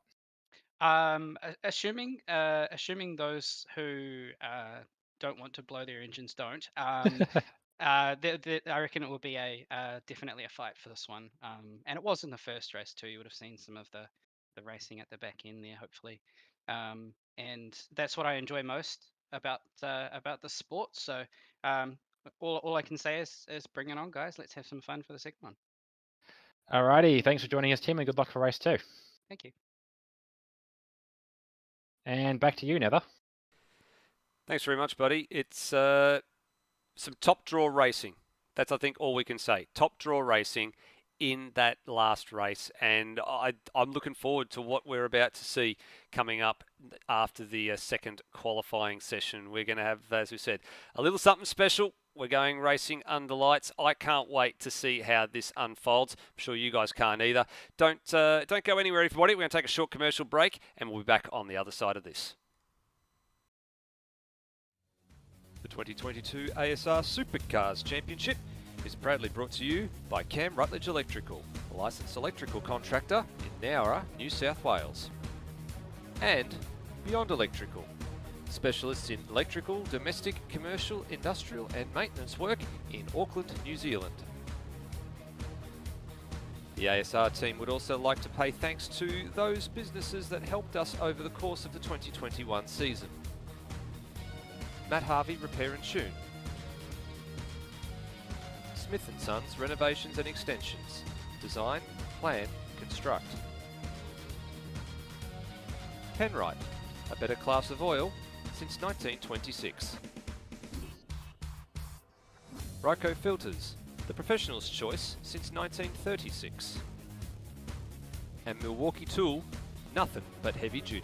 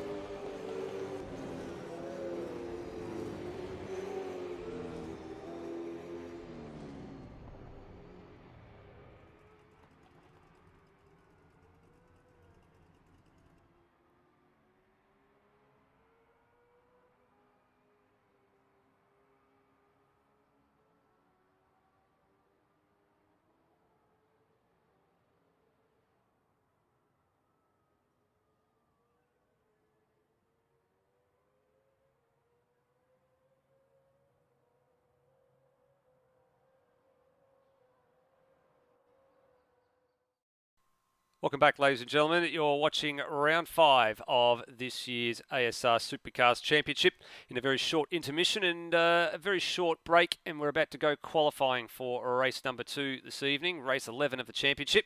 And while this championship still continues to go on for the rest of the year, Rhodey, we've got GT3 finishing up next week at Spa-Francorchamps. We've also got a couple of other short series that are looking to get off the ground in the next couple of weeks and months. Yeah, so for those that came and ran the Super Stadium trucks last year, and actually for some of those guys who came and raced TSAC with us in the last few years as well, ASR is bringing back the Wednesday Night Social Series concept again. This time around, we're putting up to you guys to decide which cars and then also which tracks you want to run.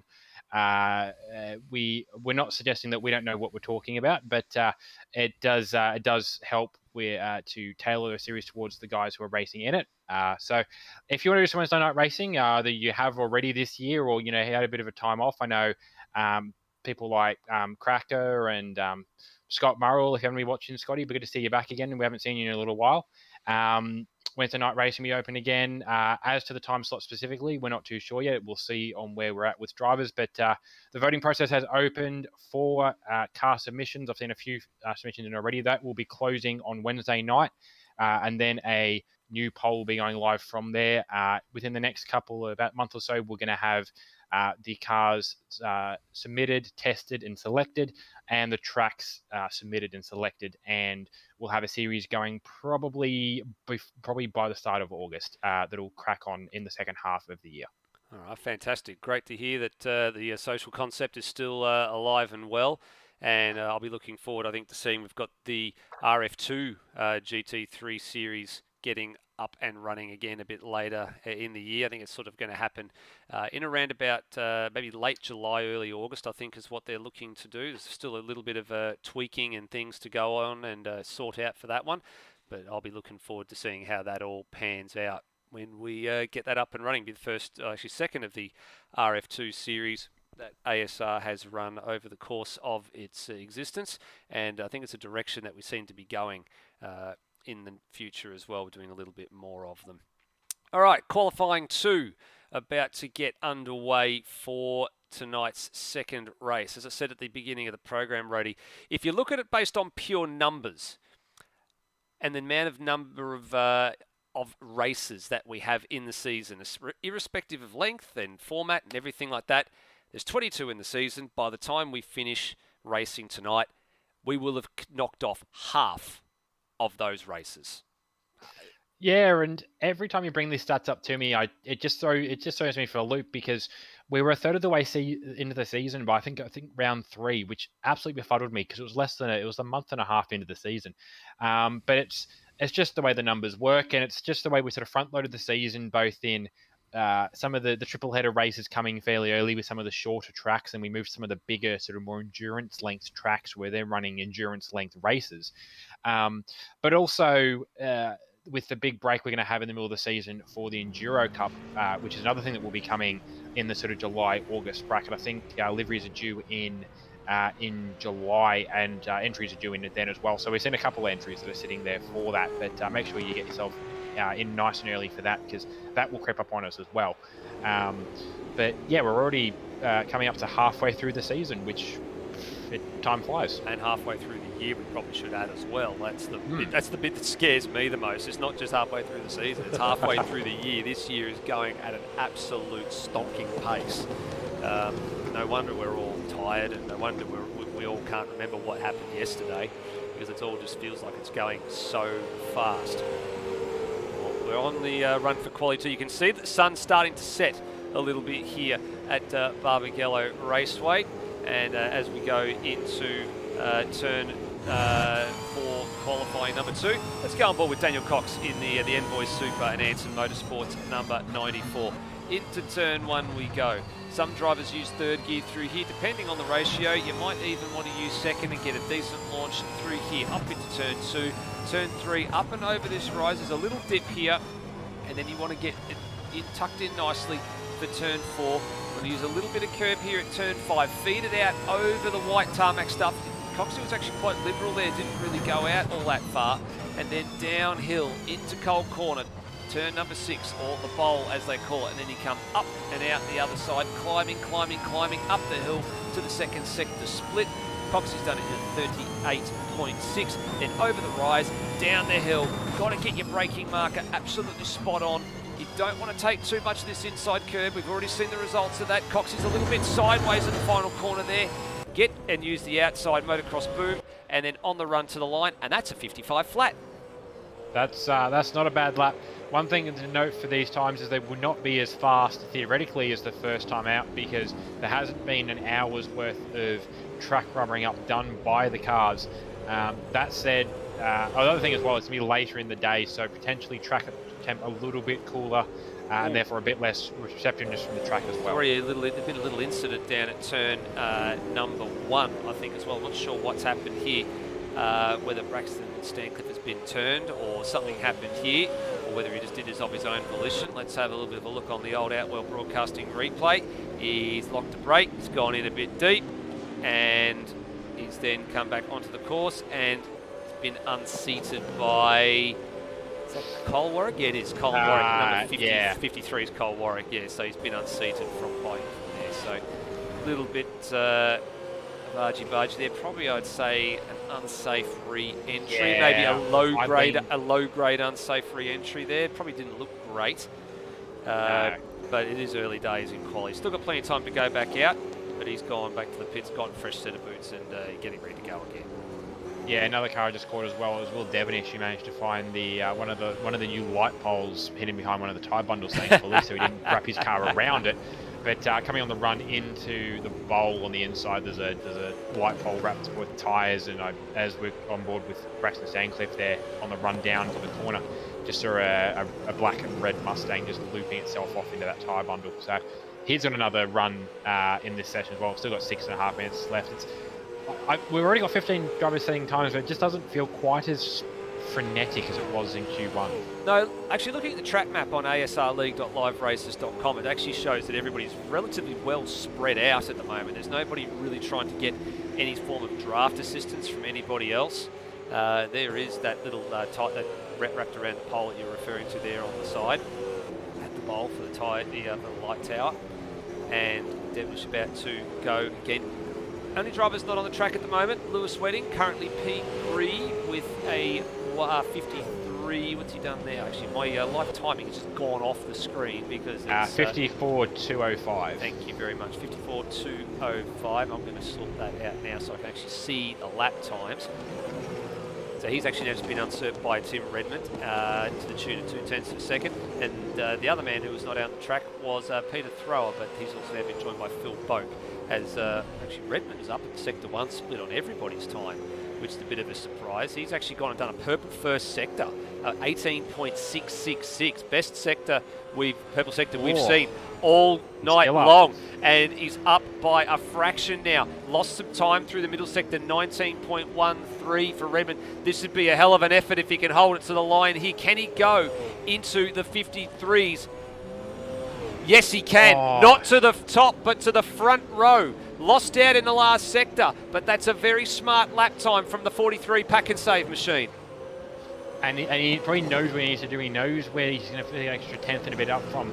The question is Will Devonish or is Kurt Stenberg holding a bit more on the tank limit? I heard Will mention earlier that his strategy with qualifying is almost just to get out early because he knows that's all he'll be able to do with it. Tim Redmond is pulling over, but probably to have another run. Now, Nathan Higginson's spun off there on the run down to the hairpin. Luckily, he hasn't got any of the brake marker boards on the way through. But yeah, the question is now whether Will's got any more. He's currently out on track, and Kurt Stenberg is about to leave the lane at the moment. So I think they're possibly both reacting to what Tim's done there, and maybe they recognise that Tim might have check out the number. Check out the number on Devonish. There is nothing in it between himself and Kurt Stenberg's top time. 0.001 is the deficit in favour of Kurt Stenberg at the moment right now. With 4 minutes remaining, Devonish does not improve. Lost out in the last sector. Stenberg's got that last sector nailed at the moment. That's the important thing for him. So he's getting out of the bowl, getting into turn 7 and getting through there without any problems. So that's where Redmond and Devonish have now struggled, is to maintain themselves through the last corner on the track. This man on screen though, Brenton Foley, Rudy, has got a lot of work to do. He's currently plumb last. Yeah, I'm not sure he's picked up a bad lap. Or he's obviously picked up a bad lap, but it's been the one that's been recorded. I'm not sure whether he's just maybe been pushing the limit that hard that every other lap of his has been a track cut. He is 2 seconds up on his PB at the moment. So whatever he has been doing has fixed him. He's fixed it now. He's going to push himself up into the top 10. This will be about 6th or 7th place effort if he continues this to the line. And it is actually 10th. He lost some time in the last sector. A lot of people losing time in that last. I'm guessing it's maybe just from curb, maybe usage of the outside berm, such that getting up and over is actually slowing them down because they have to sort of yoink the car back off the curb again without getting it, so they don't get a track cut. Maybe that's what's slowing down a lot of these cars. It's a full 10th to a 10th and a half that everybody seems to be losing. Hang on, I will say though, the gap he's got to Dan Liccardo, and it won't stay long because Dan Liccardo might be about to go faster, but it's currently 0.000 between the two of them. Nope, actually Liccardo stays there. Stays that way. There. But it's 0.001, but it's so close to a 0 that the timing rounds it up to be a 0. So they're, So we're talking into the 10,000s, 10,000s of a second here is what we're referring to. Yeah. Foley was up on his time through most of these sectors here as well. Let's see if he actually improves the place. And in this occasion, he does. He goes to P4. There we go. Okay, so we've now got a representative time on the board from Brent Foley. Actually faster than Will Devonish at the moment as well. Where's Wilbur gone? Okay, there he is. He was down the runoff on the way down to the... I'm not sure whether he got off there by himself or just another car. Might be Lockie Lock wide in the background. I'm not quite 100% sure yet what's happened there. He was... the curb cam was looking for him. It's like he must have had like a slide job moment or something because it didn't pick him up all that well. As we've now got a minute and 3/4 left in Quali 2. Warwick improves his position, not the place, that's the Colin variant, not the Steve Warwick variant. So he's currently P7 on the road, sharing a row with Brendan Ross. Liccardo and Cox inside the top 10 at the moment. Who's out there improving some times at the moment? Redmond's still got actually he's got a purple sector 1 again. He's done an 18.604, so he's improved his previous marker. He's personal best in sector 2, and in sector 3 he loses out. Still no good. Doesn't improve his time though. So again, that last and final sector is just killing them at the moment. Yeah, something that Kurt Stenberger's got there that none of the rest of them have. I'm not sure whether it's just not using that curb or whether it's a slightly different line through the last corner. It's that last sector is essentially the run off the bowl through the start-finish line. Seeing a couple of them now backing off. So Wilson up for his final lap. So is Nathan Higginson. Warwick to the top. Sorry, Cole Warwick to the top. 53.790. Not a track record, but he found some time. He purpled no sectors. He was personal best in all sectors, so he just managed to put it all together. So that's a very smart lap with only half a minute left on the clock. Redmond will get another lap if he's got fuel for it, but tyres will be an issue. So he may as well go again and just roll the dice and see what he can do here. He hasn't improved on that part there. Stenberg, what's he up to? Coming up to the Sector 1 split. Here he is. Check the margins. There's nothing in them at the moment. 3 1,000ths of a second to the pole time at the moment. Coming into the bowl. He's got some clear track as well, so that's important. He's not going to be hampered by anybody here. Has anybody else got anything to respond? Devonish on the road behind him. Stenberg losing a little bit of time. Devonish is also green as well, so we've got to keep an eye on the both of them here. This could change hands very rapidly in the last few seconds. Very brief yellow flag at the final corner, withdrawn. Stenberg to the line. Does he go top? He does by 32 thousandths of a second. Devonish, he goes to P3. Sector 3 yet again. Fails. Car 15. All right, outside of that, I think, no, actually Lewis started off, so he's not improving. Bokey, Braxton maybe improving. It's lost track of everything else tonight. No, potentially not for Braxton, but that was, I don't think it's been a while since I've seen qualifying quite that, just like sort of the qualifying that we like to think we see, where everyone's just chipping away and everyone's only doing the best they have to do to get to the top, and then, there's a new benchmark and everyone's just, only improving as much as they have to, and we sort of saw that. Because potentially Kirk could have done that lap, 5 minutes ago and locked it in the same way Will did in the first race. But now, whether it was just he needed to improve or whether it was just he only ran as hard as he needed to, we got to where he needed to, and then, Will came into it, Tim bought into it, and then Colin out of nowhere. And I'm not sure whether Kurt knew that Colin was doing what he was doing, or whether he went out for another lap just to try and clear himself off against Will, which I think he probably had to do in the end anyway. But yeah, strung it together in the way that Colin did, but while still getting some PBs in there rather than just getting enough of a good 3 sectors. Will in the end, they're slipping up there as well. And Tim, I think if he improved only slightly, but still, he's still only 4th. He's still got, an 18 numbers. There's an 18 in there. I'm just trying to get the right 100,000th, but the gap then back to Foley is less than 2/10. Lewis rating is in there as well. Rossi's in there. Actually, Lewis has out-qualified Rossi, which they've sort of been trading on that so far this year. Bokey's not so good as he was in the first session, but he's still in 8th. Braxton in 9th. Another good showing for Braxton, and Coxie in the top 10.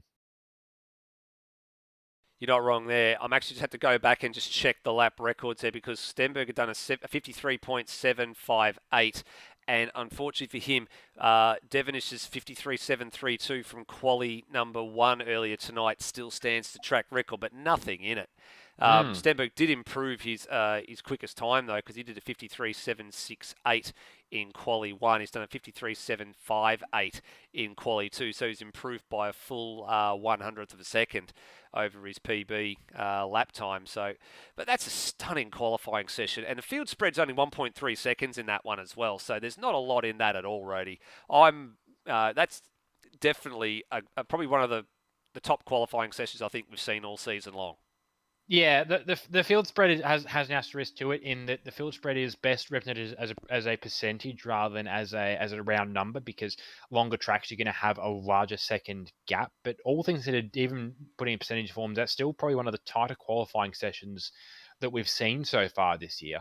And look, it gives just credit to the drivers. Everybody in the field, whether you're at the top or you're working your way up there, everyone's been putting in, not full-time sweating the racing, but they've been putting in a lot of work to get, either at the front or into fives and or into top tens, or to at least be setting PBs and be working on improving themselves. And, everybody this year has had, I think everybody this year so far has had a good standout round, or has been able to show a marked improvement in pace even in the last 6 months.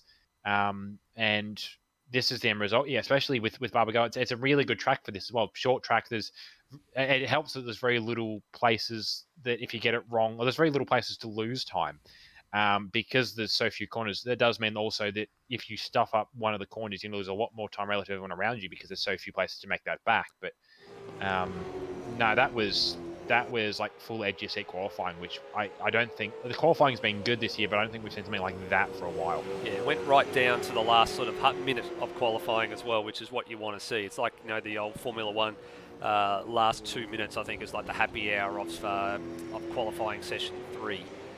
You want to see all the big guns at the top of the timing sheets, all firing at that particular point in time, and they all pumped in those lap times right up until the very end.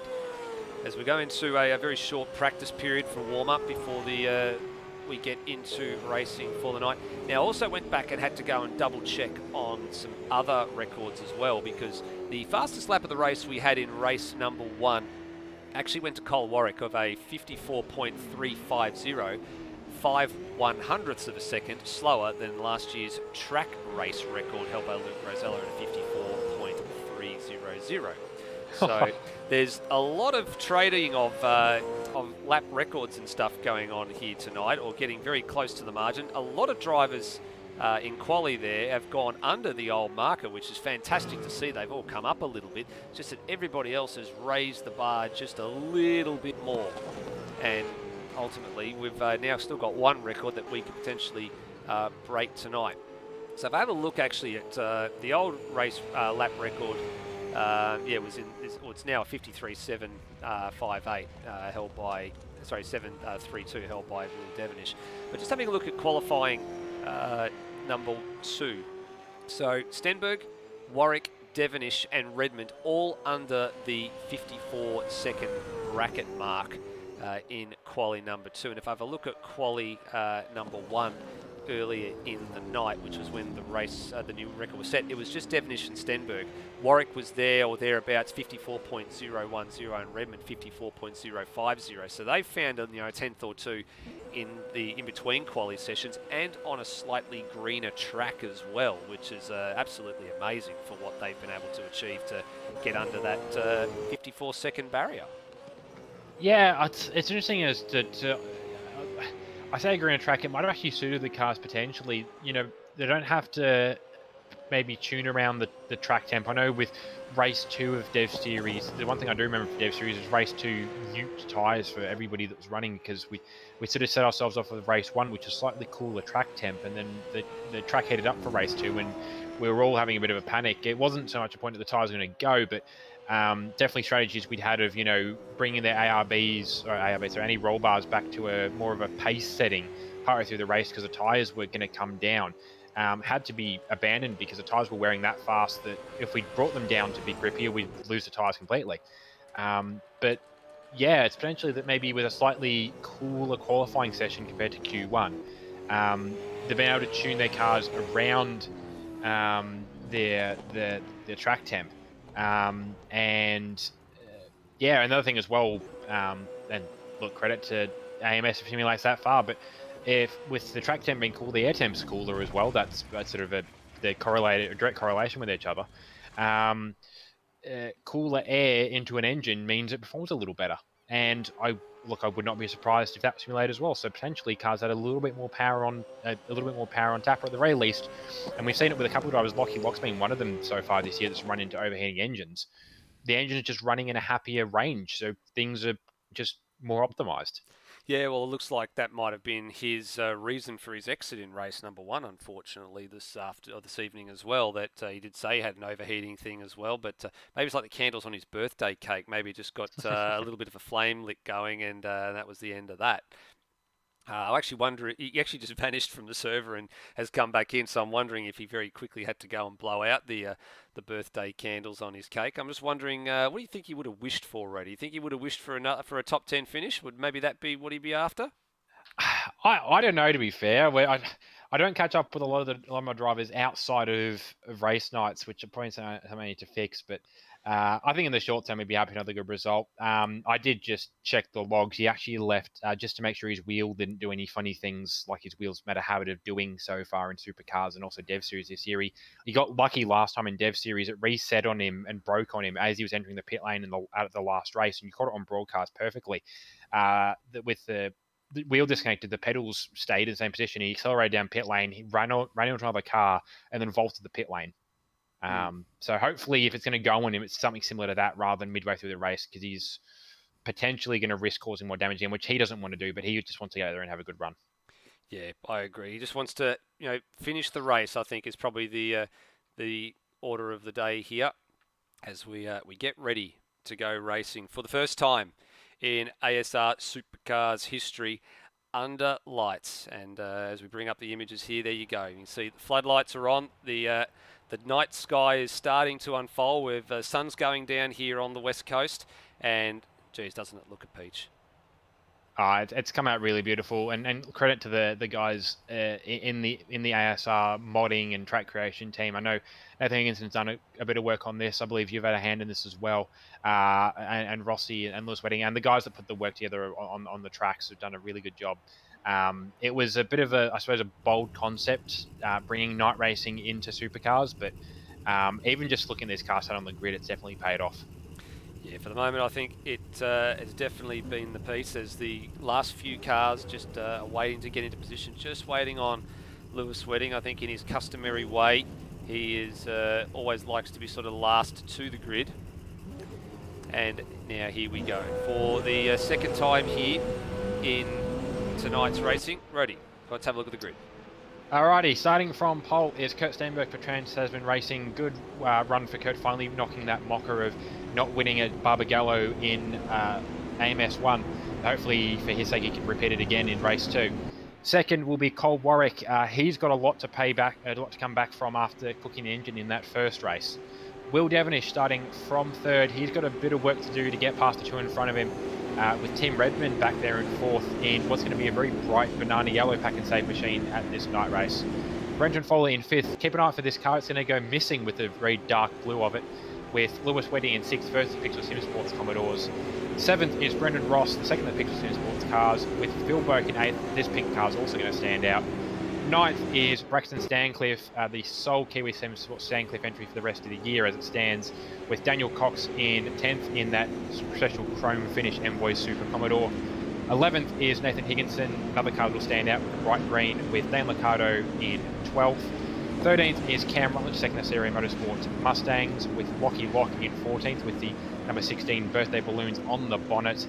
Number 15 is Pete Thrower, with Termo starting out of 16th, a bit far back for Termo actually. 17th is Steve Warwick, the second of the Warwick Racing Team Commodore cars.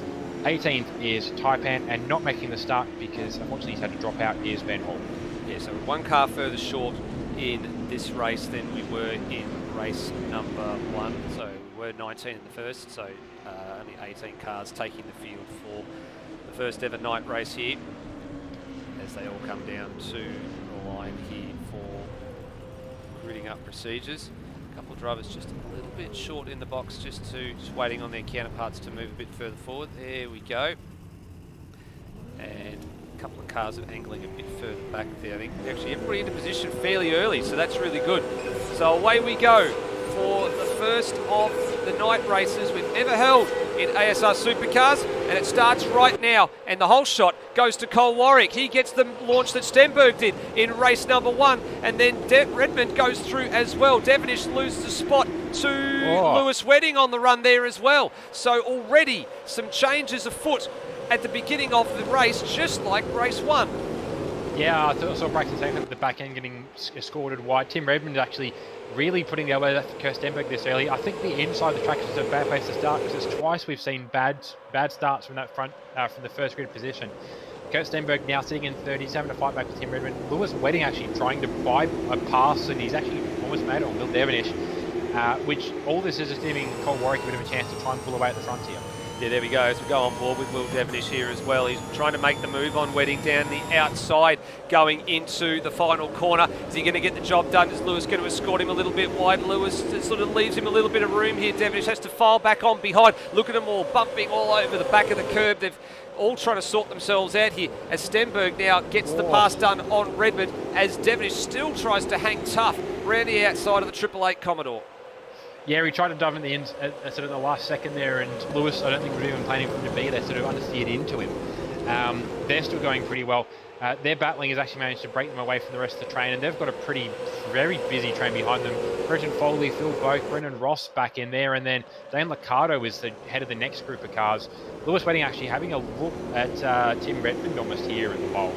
Yeah, Redmond's having to get his defensive boots out. He was trying to sneak a pass up the inside of Colin Warwick at the bowl, couldn't get it done.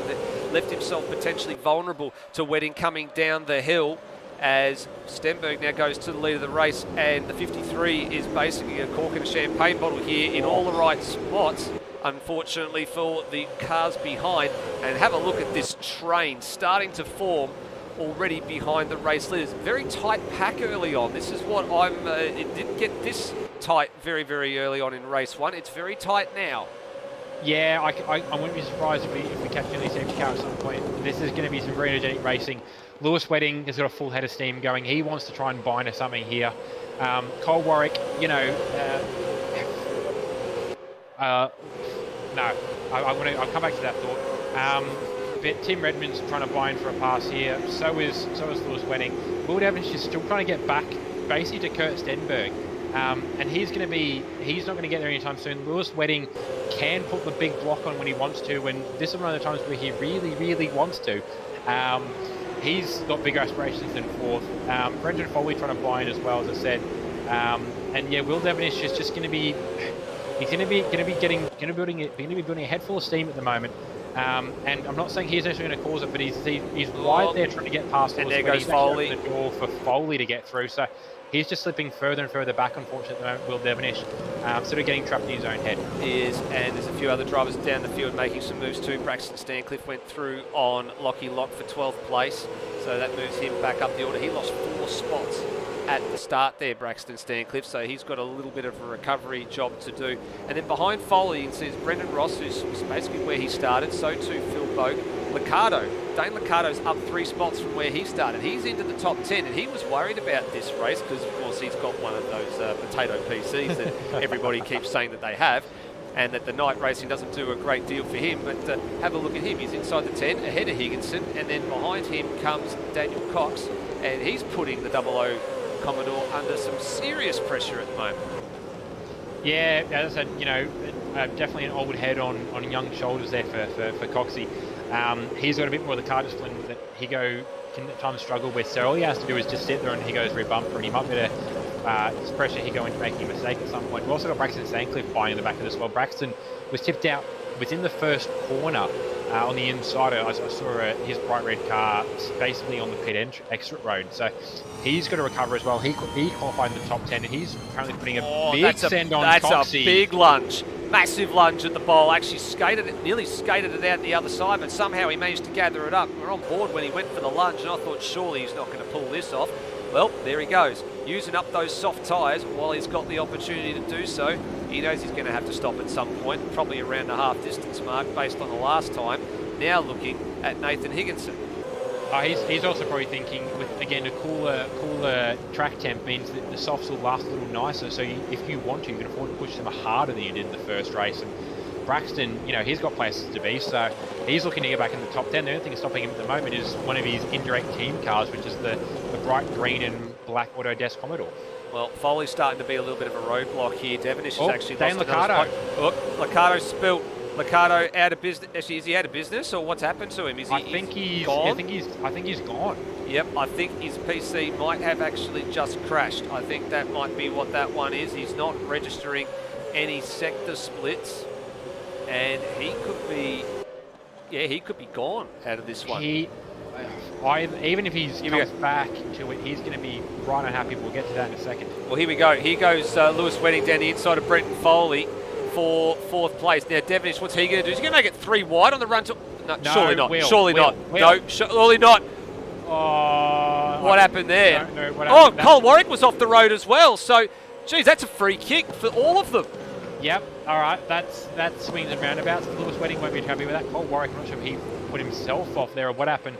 I know he's getting pretty healthy pressure from the guys behind, but that's really opened that door. It's giving Tim Redmond and Foley a bit of a chance to get back onto Kurt Stenberg. But yeah, look at that replay. Let's have a look at the Cole Warwick thing here. What happened to him? Oh, he pinched the rears, and that put him off the road. Now behind, what happened to Lewis Wedding? Did he get a bit of a shove or something here?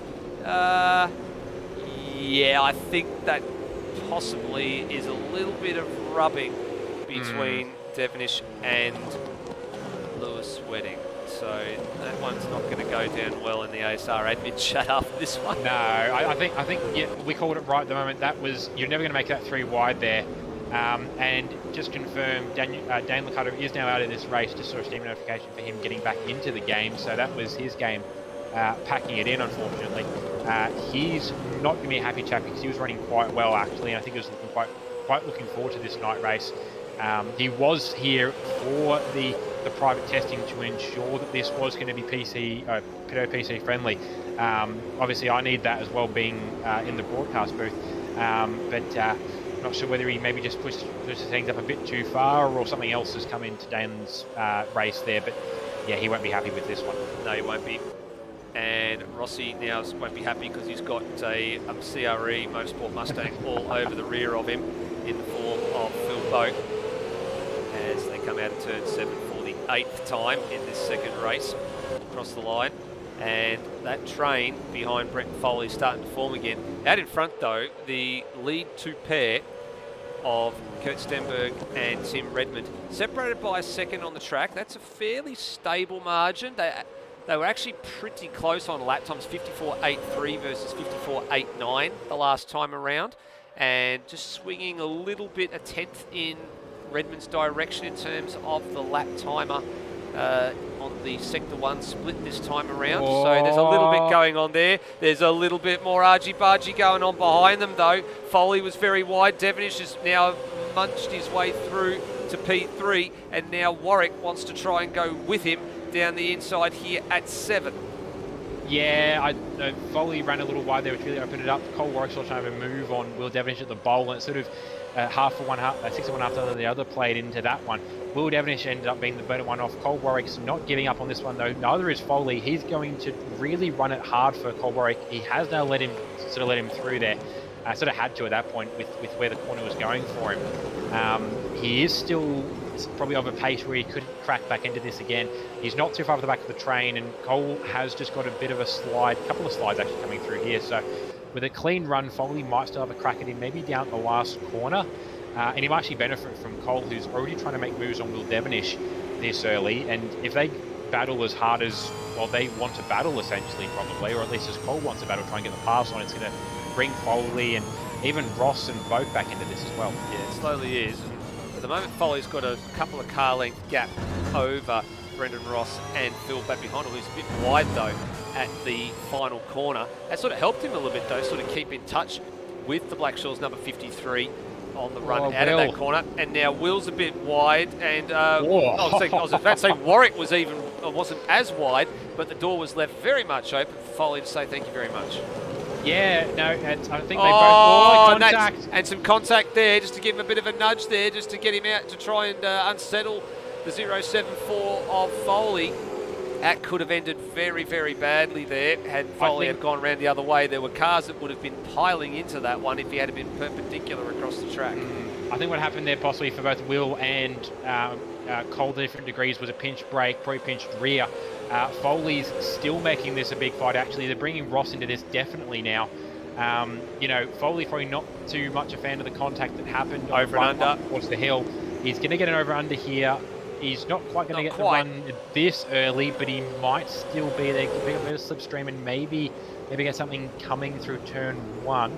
The one thing to consider though is I'm not sure whether maybe these guys have tuned, these guys being Will and Colin, whether they've tuned their cars for the night race thinking that they can get away with maybe some brake bias changes. Maybe that's what's happening with the constant sort of rear lockups into the corner, because we didn't see too much of that in the first race. But you know, if Foley's on a bit more of a safer strategy or a safer car setup in terms of that, then you know, all he has to do is hang here, put these guys under pressure, and they'll lock a brake again. Absolutely. Here we go. Foley. Foley is still pushing very, very hard on the back of Cole Warwick, although now, as I just keep an eye on things, he's now coming under pressure from his former teammate Brendan Ross, who really wants a piece of that car. Although Phil Boak wants to try and have a piece of the 444 coming down the hill there as well, and they all had to bail out of it at the very last minute. Yeah, it's Foley got a big wiggle, sort of a typical Foley wiggle out of the bowl, which is what brought Rossi into that one. Rossi, I don't know, probably just saw it. Maybe it wasn't worth having a crack that early, and maybe risking a move that, you know, was only sort of half baked. So he backed out of that one, which sort of gave Boakey almost an invitation to have a crack. Lewis Wedding still sitting back there as well. I know I said from you know, early in this race, you know, Lewis can still smell a good position. He's sort of back where he would normally sort of be, back into the top 10 almost. But it's a very competitive top 10. It's a train of, outside the top 2, it's a train of, you know, 6 cars over third. So, you know, third's still within reach for the 2 Pixel cars, still within reach for Boakey as well, who, you know, definitely doing a strong performance as a CRE wildcard driver. Definitely going to be bringing some good teams points for the motorsport division. But yeah, it's a very different composition to the top 8 in the first race, and it's meaning these guys are still fighting, well, for podiums.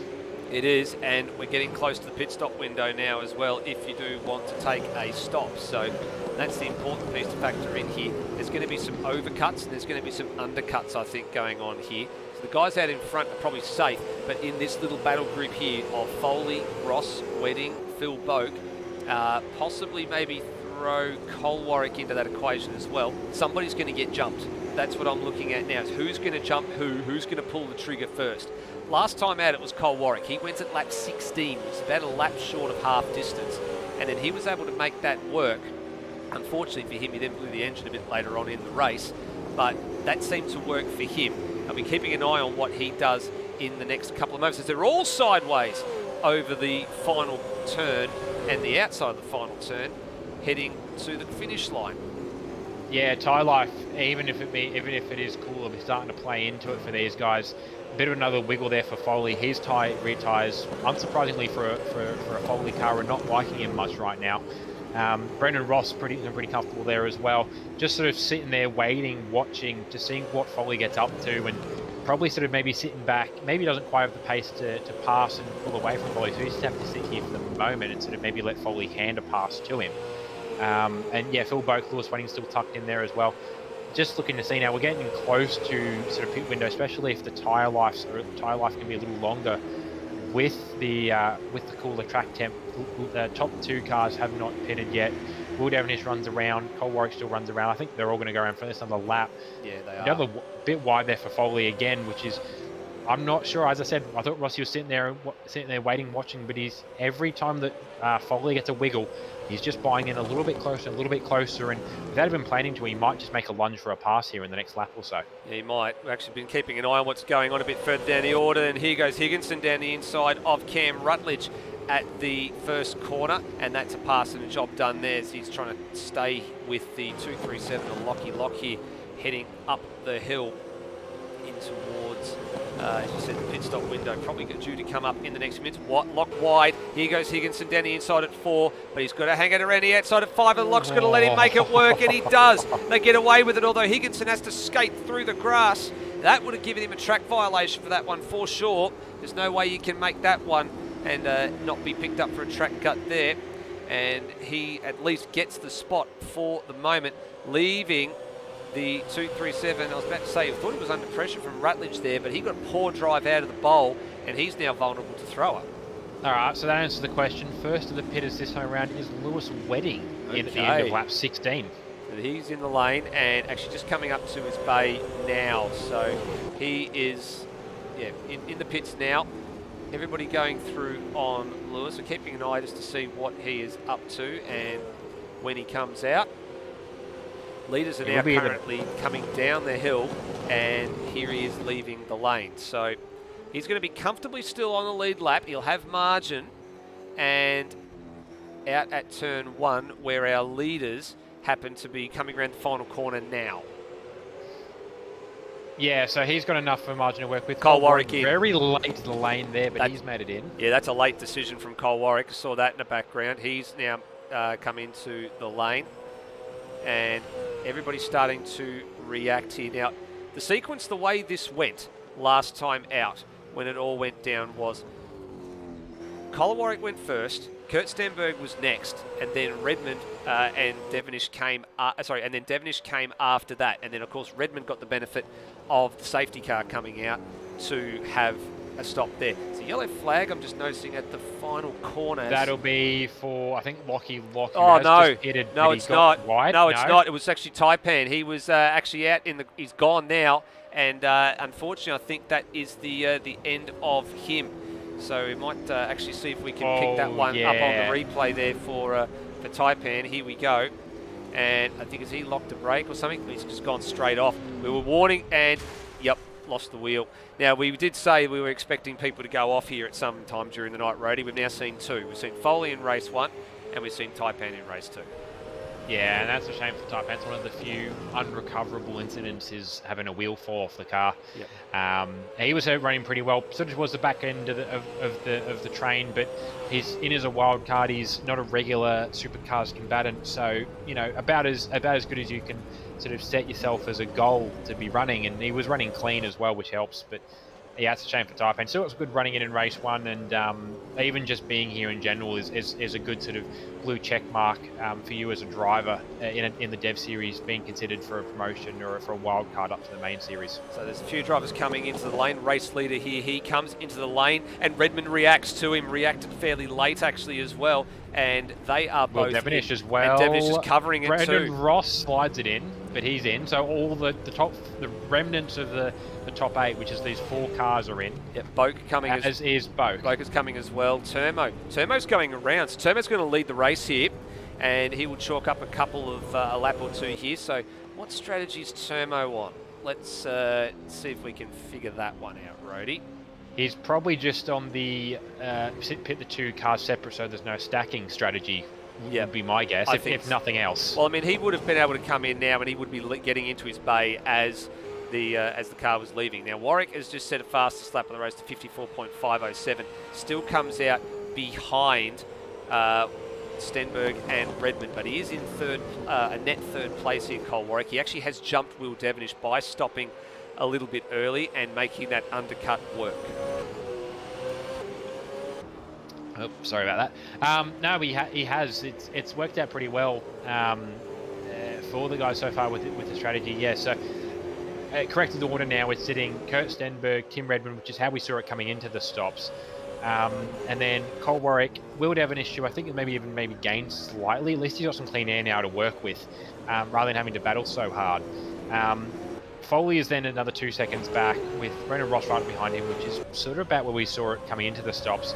And then Lewis Wedding and Phil Boak, who I think must have made a mistake at some point on his in-lap, because he's just 6 seconds back from Lewis Wedding. Yeah, I think he had maybe either a poor in-lap or some sort of issue there. As Warwick's off the road at the first corner. Sorry there, Brody, didn't see what was going on there. But Warwick was off the road at the final corner. Now Devonish is all over him like a cheap suit and itching to get past because he wants to play catch-up Stenberg and to Redmond, because every lap and every corner he sits behind Warwick here, it's going to be starting to cause yellow problems. flag. We've got localised yellow flags in the last in sector 2. Lockie Lock. yep. There he is, off at the bowl. So just off the racing line. So that's just a localised yellow. So we stay proper green flag running for the moment. But this is where the interesting battle's going to be at between these two. Gap between the leaders at the moment is 1.1 seconds, so it's in the realms of what it's been for most of this race so far. And then these two are going to be what we're keeping an eye on. And then you've got Foley behind Devonish, and then you've got the 2 Pixel Sim Sports Commodores coming up in 6th and 7th. Boak in 8th, who actually has jumped Braxton Stancliffe in 9th. Even I think Braxton must have had a long stop. And then Termo, who has stopped officially now, has actually jumped Cox and Higginson overall. So whatever Termo's strategy was, it actually has netted him a couple of spots.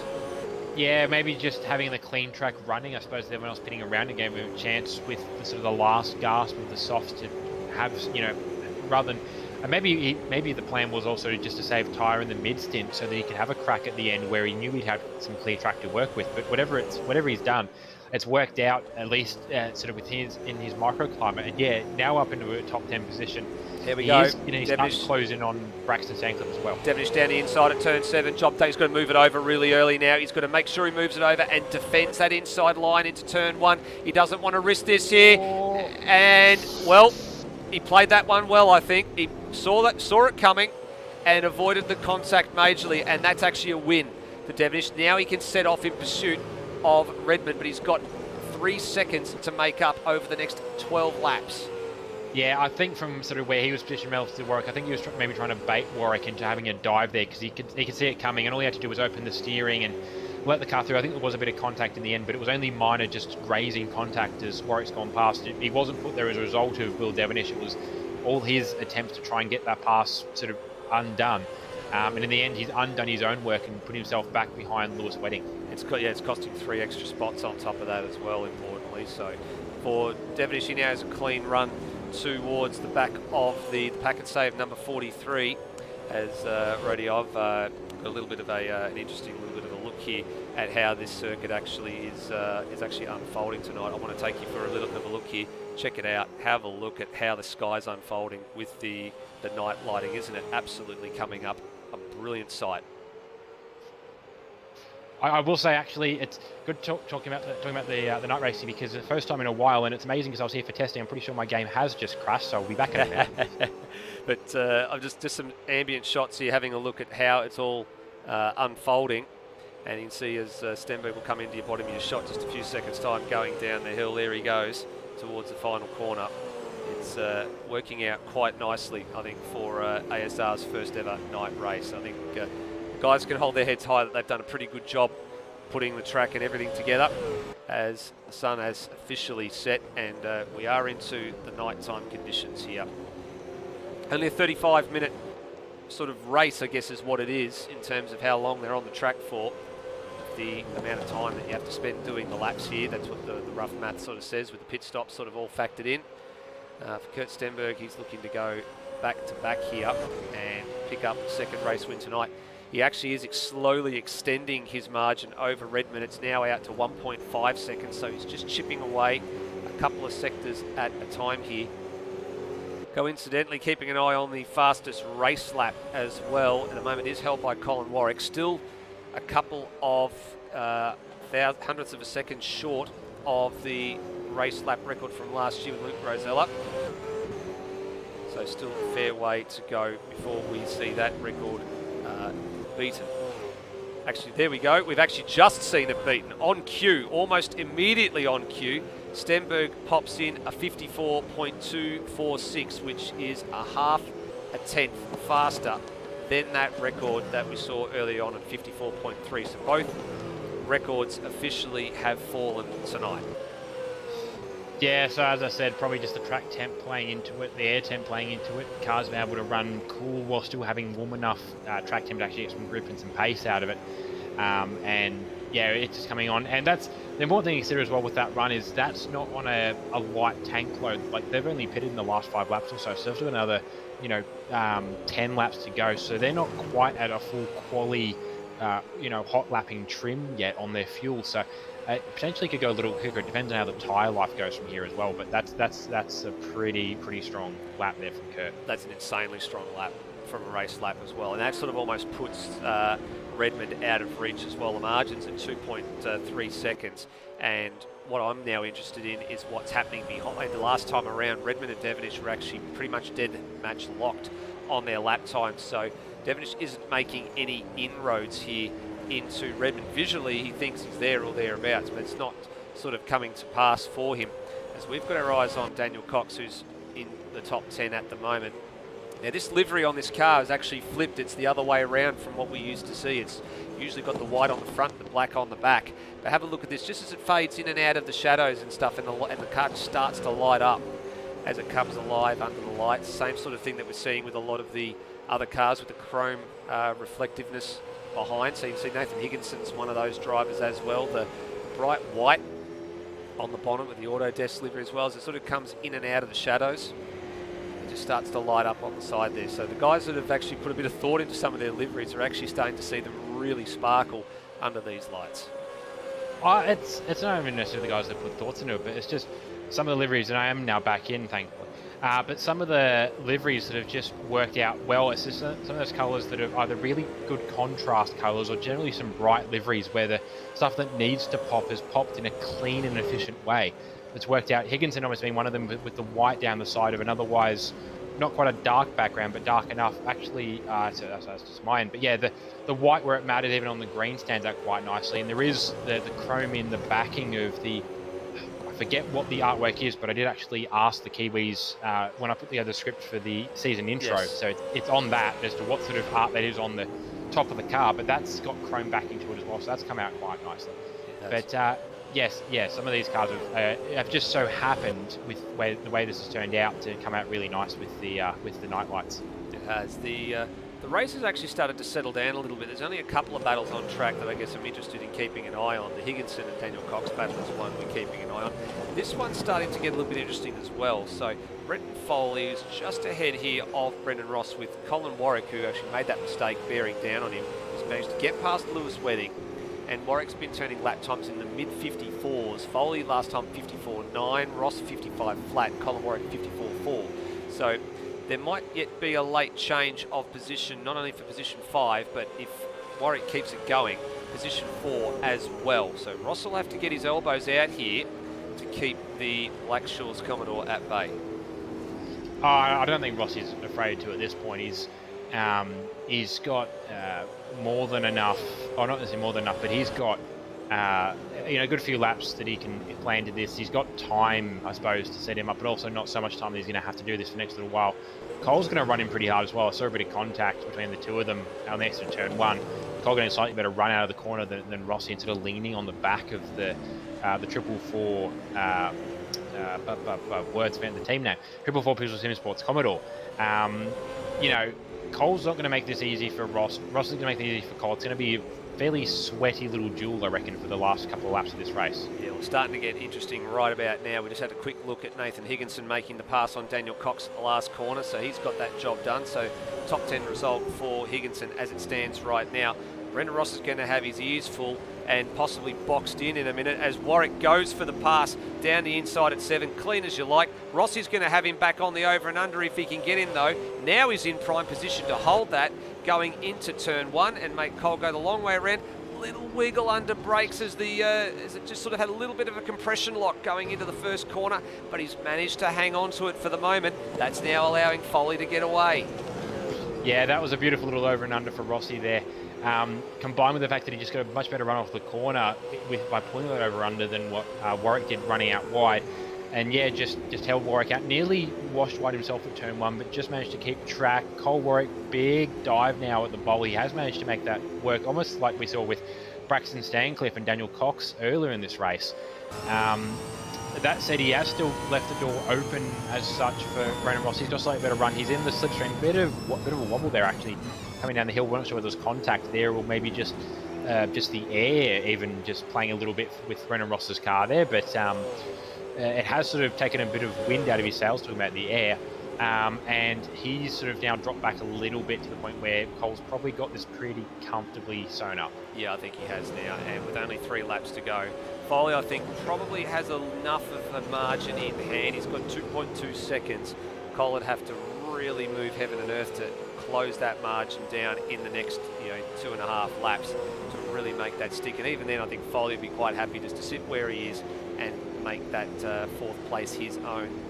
Top 3 is settled down, so Stenberg still has the 1.7 second margin over Redmond, and then Will Devenish's charge has pretty much come to a grinding halt because Redmond is matching him pretty much almost every lap in terms of the lap time. They were 54.9s last time around. As Warwick's off the road, sorry, Warwick is off the road at turn 7. It's 3rd car we've seen go off there in that sort of fashion tonight. Drops the spot to Brendan Ross, and all that hard work has just been undone. Yeah, as I said, he was pretty comfortably ahead of Rossi. Just having a look, I think he maybe pinched the rears, sort of very much sort of speedway into the corner. A pretty slick rejoin. Hasn't lost too much speed in that part of it, but yeah, he's now way back. Actually, I've just caught him back live. He's actually just looped it coming up over the hill. And I'm not sure whether he is planning to continue around, but he is going to start hemorrhaging positions. I'm not sure whether maybe the tyres are gone, maybe the tyres are a little overheated at this point, but he has just dropped position to Phil Boak there himself. Oh, here we go again. There he is. Giving another one now to Lewis Wedding. Off at the bowl as well, and yeah, having to take the long way around to come back around there. So yeah, so he's hemorrhaging a few spots here, and I think probably not a happy camper at the moment. And not sure if you'll be seeing him into retirement in the next few moments or not, but yeah, dropping a few. These ones are not positions, these are for lapped cars going through. But we are on the final tour here of race 11 of the ASR 2022 Supercars Championship. And Stenberg, well, he broke the curse and the hoodoo, I think we can probably call it, in race number 1 and got that monkey off his back.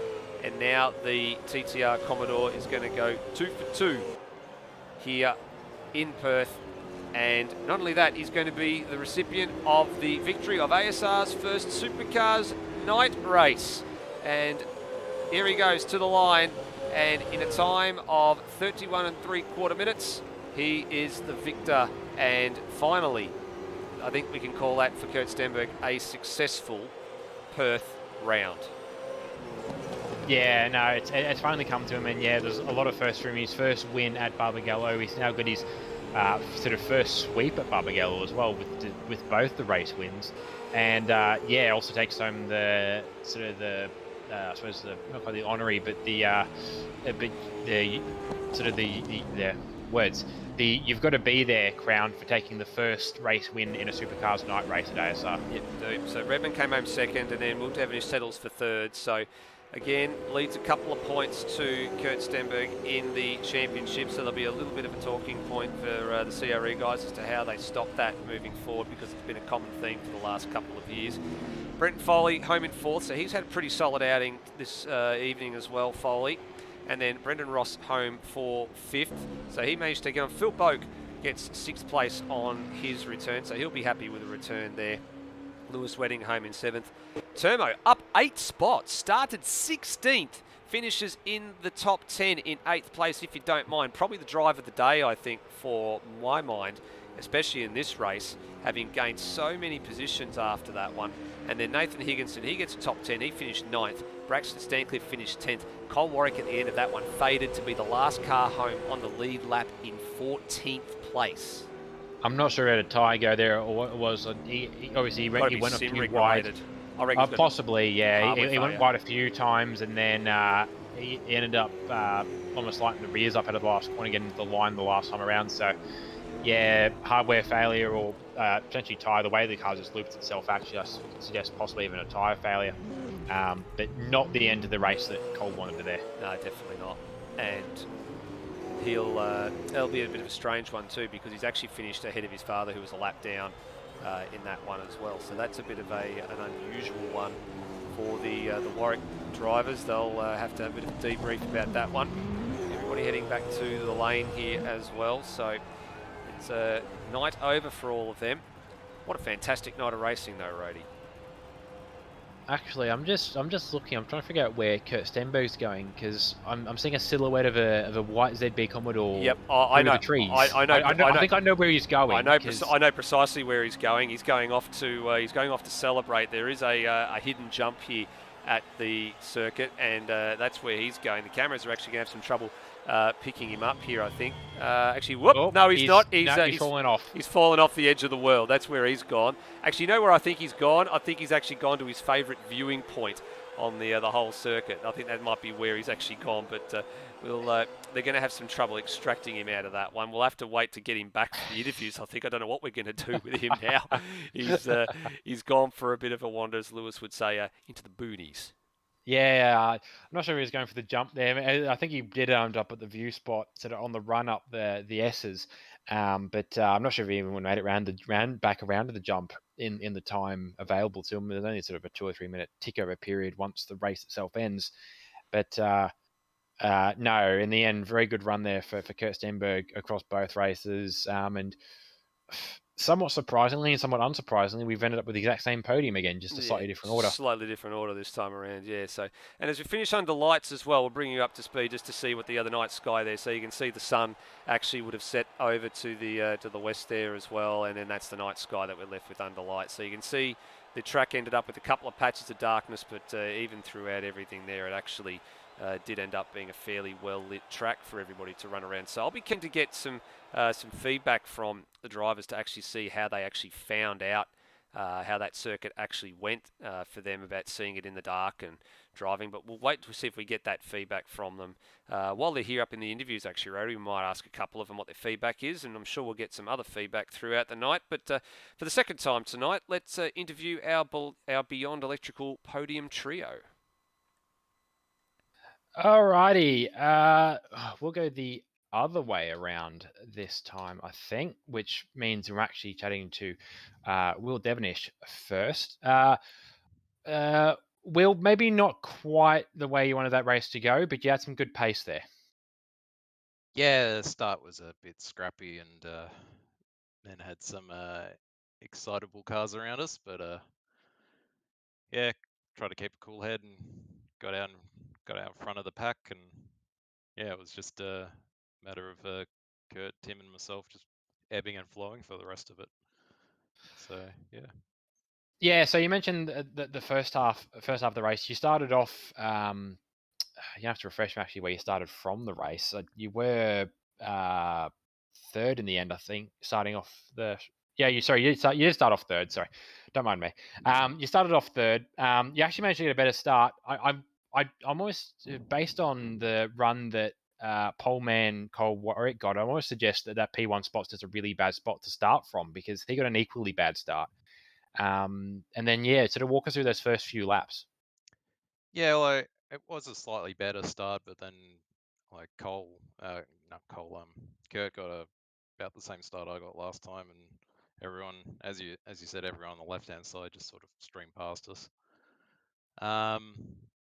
Yeah, and let some guys through that I guess we normally wouldn't race with, and some spirited defending and battling and bumping and whatnot. So during the race, I was pretty hot under the collar, but thinking back now, it was pretty fun racing. Absolutely. I mean, maybe not the result you wanted, but that's still a very solid haul of points out of Barbagallo. I think it still does leave you at the top of the points table, but I'm going to have to wait for everything to be updated on that. But even if that's not necessarily the case, have you enjoyed your night at Barbagallo? Yeah. As you mentioned, it wasn't the night we wanted. It was a track I knew I was strong at. I was hoping to pip Kurt twice tonight, and it just didn't happen that way. Looks like the championships were between the three of us in here, so yeah, finishing behind the other two in the second race a little bit gutting, but we'll regroup for the next one. 100%, Will. No, great work tonight, and we'll catch you in a few weeks' time for where are we? Darwin, I think. Darwin. Yeah, we'll catch you in a few weeks for Hidden Valley. Thank you. Alrighty. Next, and surprisingly chatting to him second, based on his personal assessment of how he thought race 2 would go, Tim Redmond. Hey, Rody. Yeah, I was. I think the race for me was set up right at the start. So as Will sort of alluded, the guys on the left-hand side of the circuit just got grip, and we were able to stream past. It was already sort of P2, first corner again, similar to the first race, and had some interesting challenges with the gentleman in front of me. I think he had some issues with either his car or his computer tonight, so that's really unfortunate for him. But yeah, really it was just pushing out early as much as I could. Obviously, we had Kurt, who is outstanding in his own right, and did my best to sort of keep pace basically with him once he'd cleaned me up. And yeah, watching Will from behind later on in the race slowly gain time on me, but really it was just trying to manage that gap and manage the tires and not overcook the thing and bring it home strong. And as you can see, finished second tonight in that race. So very happy with how that played out, all things told. Yeah, strong haul of points. Just side, I was trying to take a little. What was your thoughts on racing under lights? To be honest, it was a nice and interesting challenge, Roddy. Interesting challenge, and I think as the race went on, things got darker and darker, which added to that challenge. I think there was a couple of times during that, particularly in the bowl area, where it was really quite deep dark and difficult. Not too difficult to see apexes, but difficult to see uphill where you're going from there. And I guess that's a feature of this particular circuit at that time. So yeah, like I said, good fun. Yeah, so pair of podiums, which maybe you didn't even necessarily see coming into this night, which gives you solid all points. And as Will sort of mentioned, it's sort of becoming a bit of a 3-horse race for the title. Yeah, good haul of points tonight, Timmy. And as with everyone else, we'll catch you in a few weeks' time for Hidden Valley. Perfect, thank you. And finally, Kurt Stenberg started off the night never winning at Barbagallo on AMS1, has now won twice and has also won the inaugural ASR Supercars night race. So I'd say it's a pretty good night for you, Kurt Stenberg. Yeah, pretty good night for me. We didn't really expect that. We knew this would be a difficult one with Will's pace here in the past and how we normally go, but very happy with that. And even that one there, I'd say that's probably one of the easier victories that I've had in a long time in this series. It's been very hard fought every win I've had, and that one was sort of set up at the start. I didn't get a very good start at all, but once Cole made a mistake, I managed to just get to the lead, and then I was manage tires, try and go as long as possible, and then manage from there and just make sure the gap didn't come down. Yeah, so as you mentioned, yeah, it was a pretty comfortable race, especially in the back half of the second stint. Once everyone sort of taken the edge off their tires, it was just running around a comfortable pace that you didn't then spray it off the track somewhere. Yeah, no, pretty good night, pretty good roundup overall. And I think at this point, do you feel that your curse or your bad luck charm with Barbagallo has gone? Yeah, it's good to get rid of it because it hasn't gone well in every other league race I've done there as well. Outside ASR Supercars, I've had random things go wrong there. So yeah, it's good that it's finally broken. But I really enjoyed racing under lights.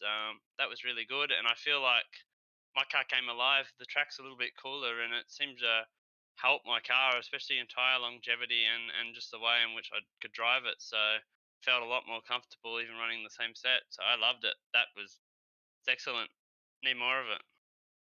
Awesome. Alrighty, Kurt, good haul of points for yourself as well. And yeah, we will catch you in a few weeks' time at Darwin. No worries. Look forward to being there. One of my favourites. Awesome. And now that's been our podium from race 2. Thank you very much, Rody. Good to see the guys actually had some positive feedback on the circuit and racing under lights. And I know why Kurt Stenberg is looking forward to that one as well, because he is actually the author of the original base circuit as well. So he knows that place like the back of his hand, Hidden Valley. That's our next stop in approximately 3 weeks' time. The development series will be there in 2 weeks' time. Now, importantly, that does return to the Loose Sim Network channel for that round onwards. We, of course, took the reins here last week for that while he was away, and I'm sure he'll be itching to get back into the comm box and broadcast that one for you in 2 weeks' time. Next week, we've got the GT3 finale here from Spa-Francorchamps. And, well, Spa's a big circuit, but the circuit is going to deliver not what you expect it to deliver. There's a pair of sprint races over the course of 30 minutes each to come. So look forward to your company next week for that one, and then in 3 weeks' time for the next Supercars round at Hidden Valley. It's becoming a tight contested championship, and there's still plenty of it to go. We'll see you next time, and drive safely, everybody. Bye for now.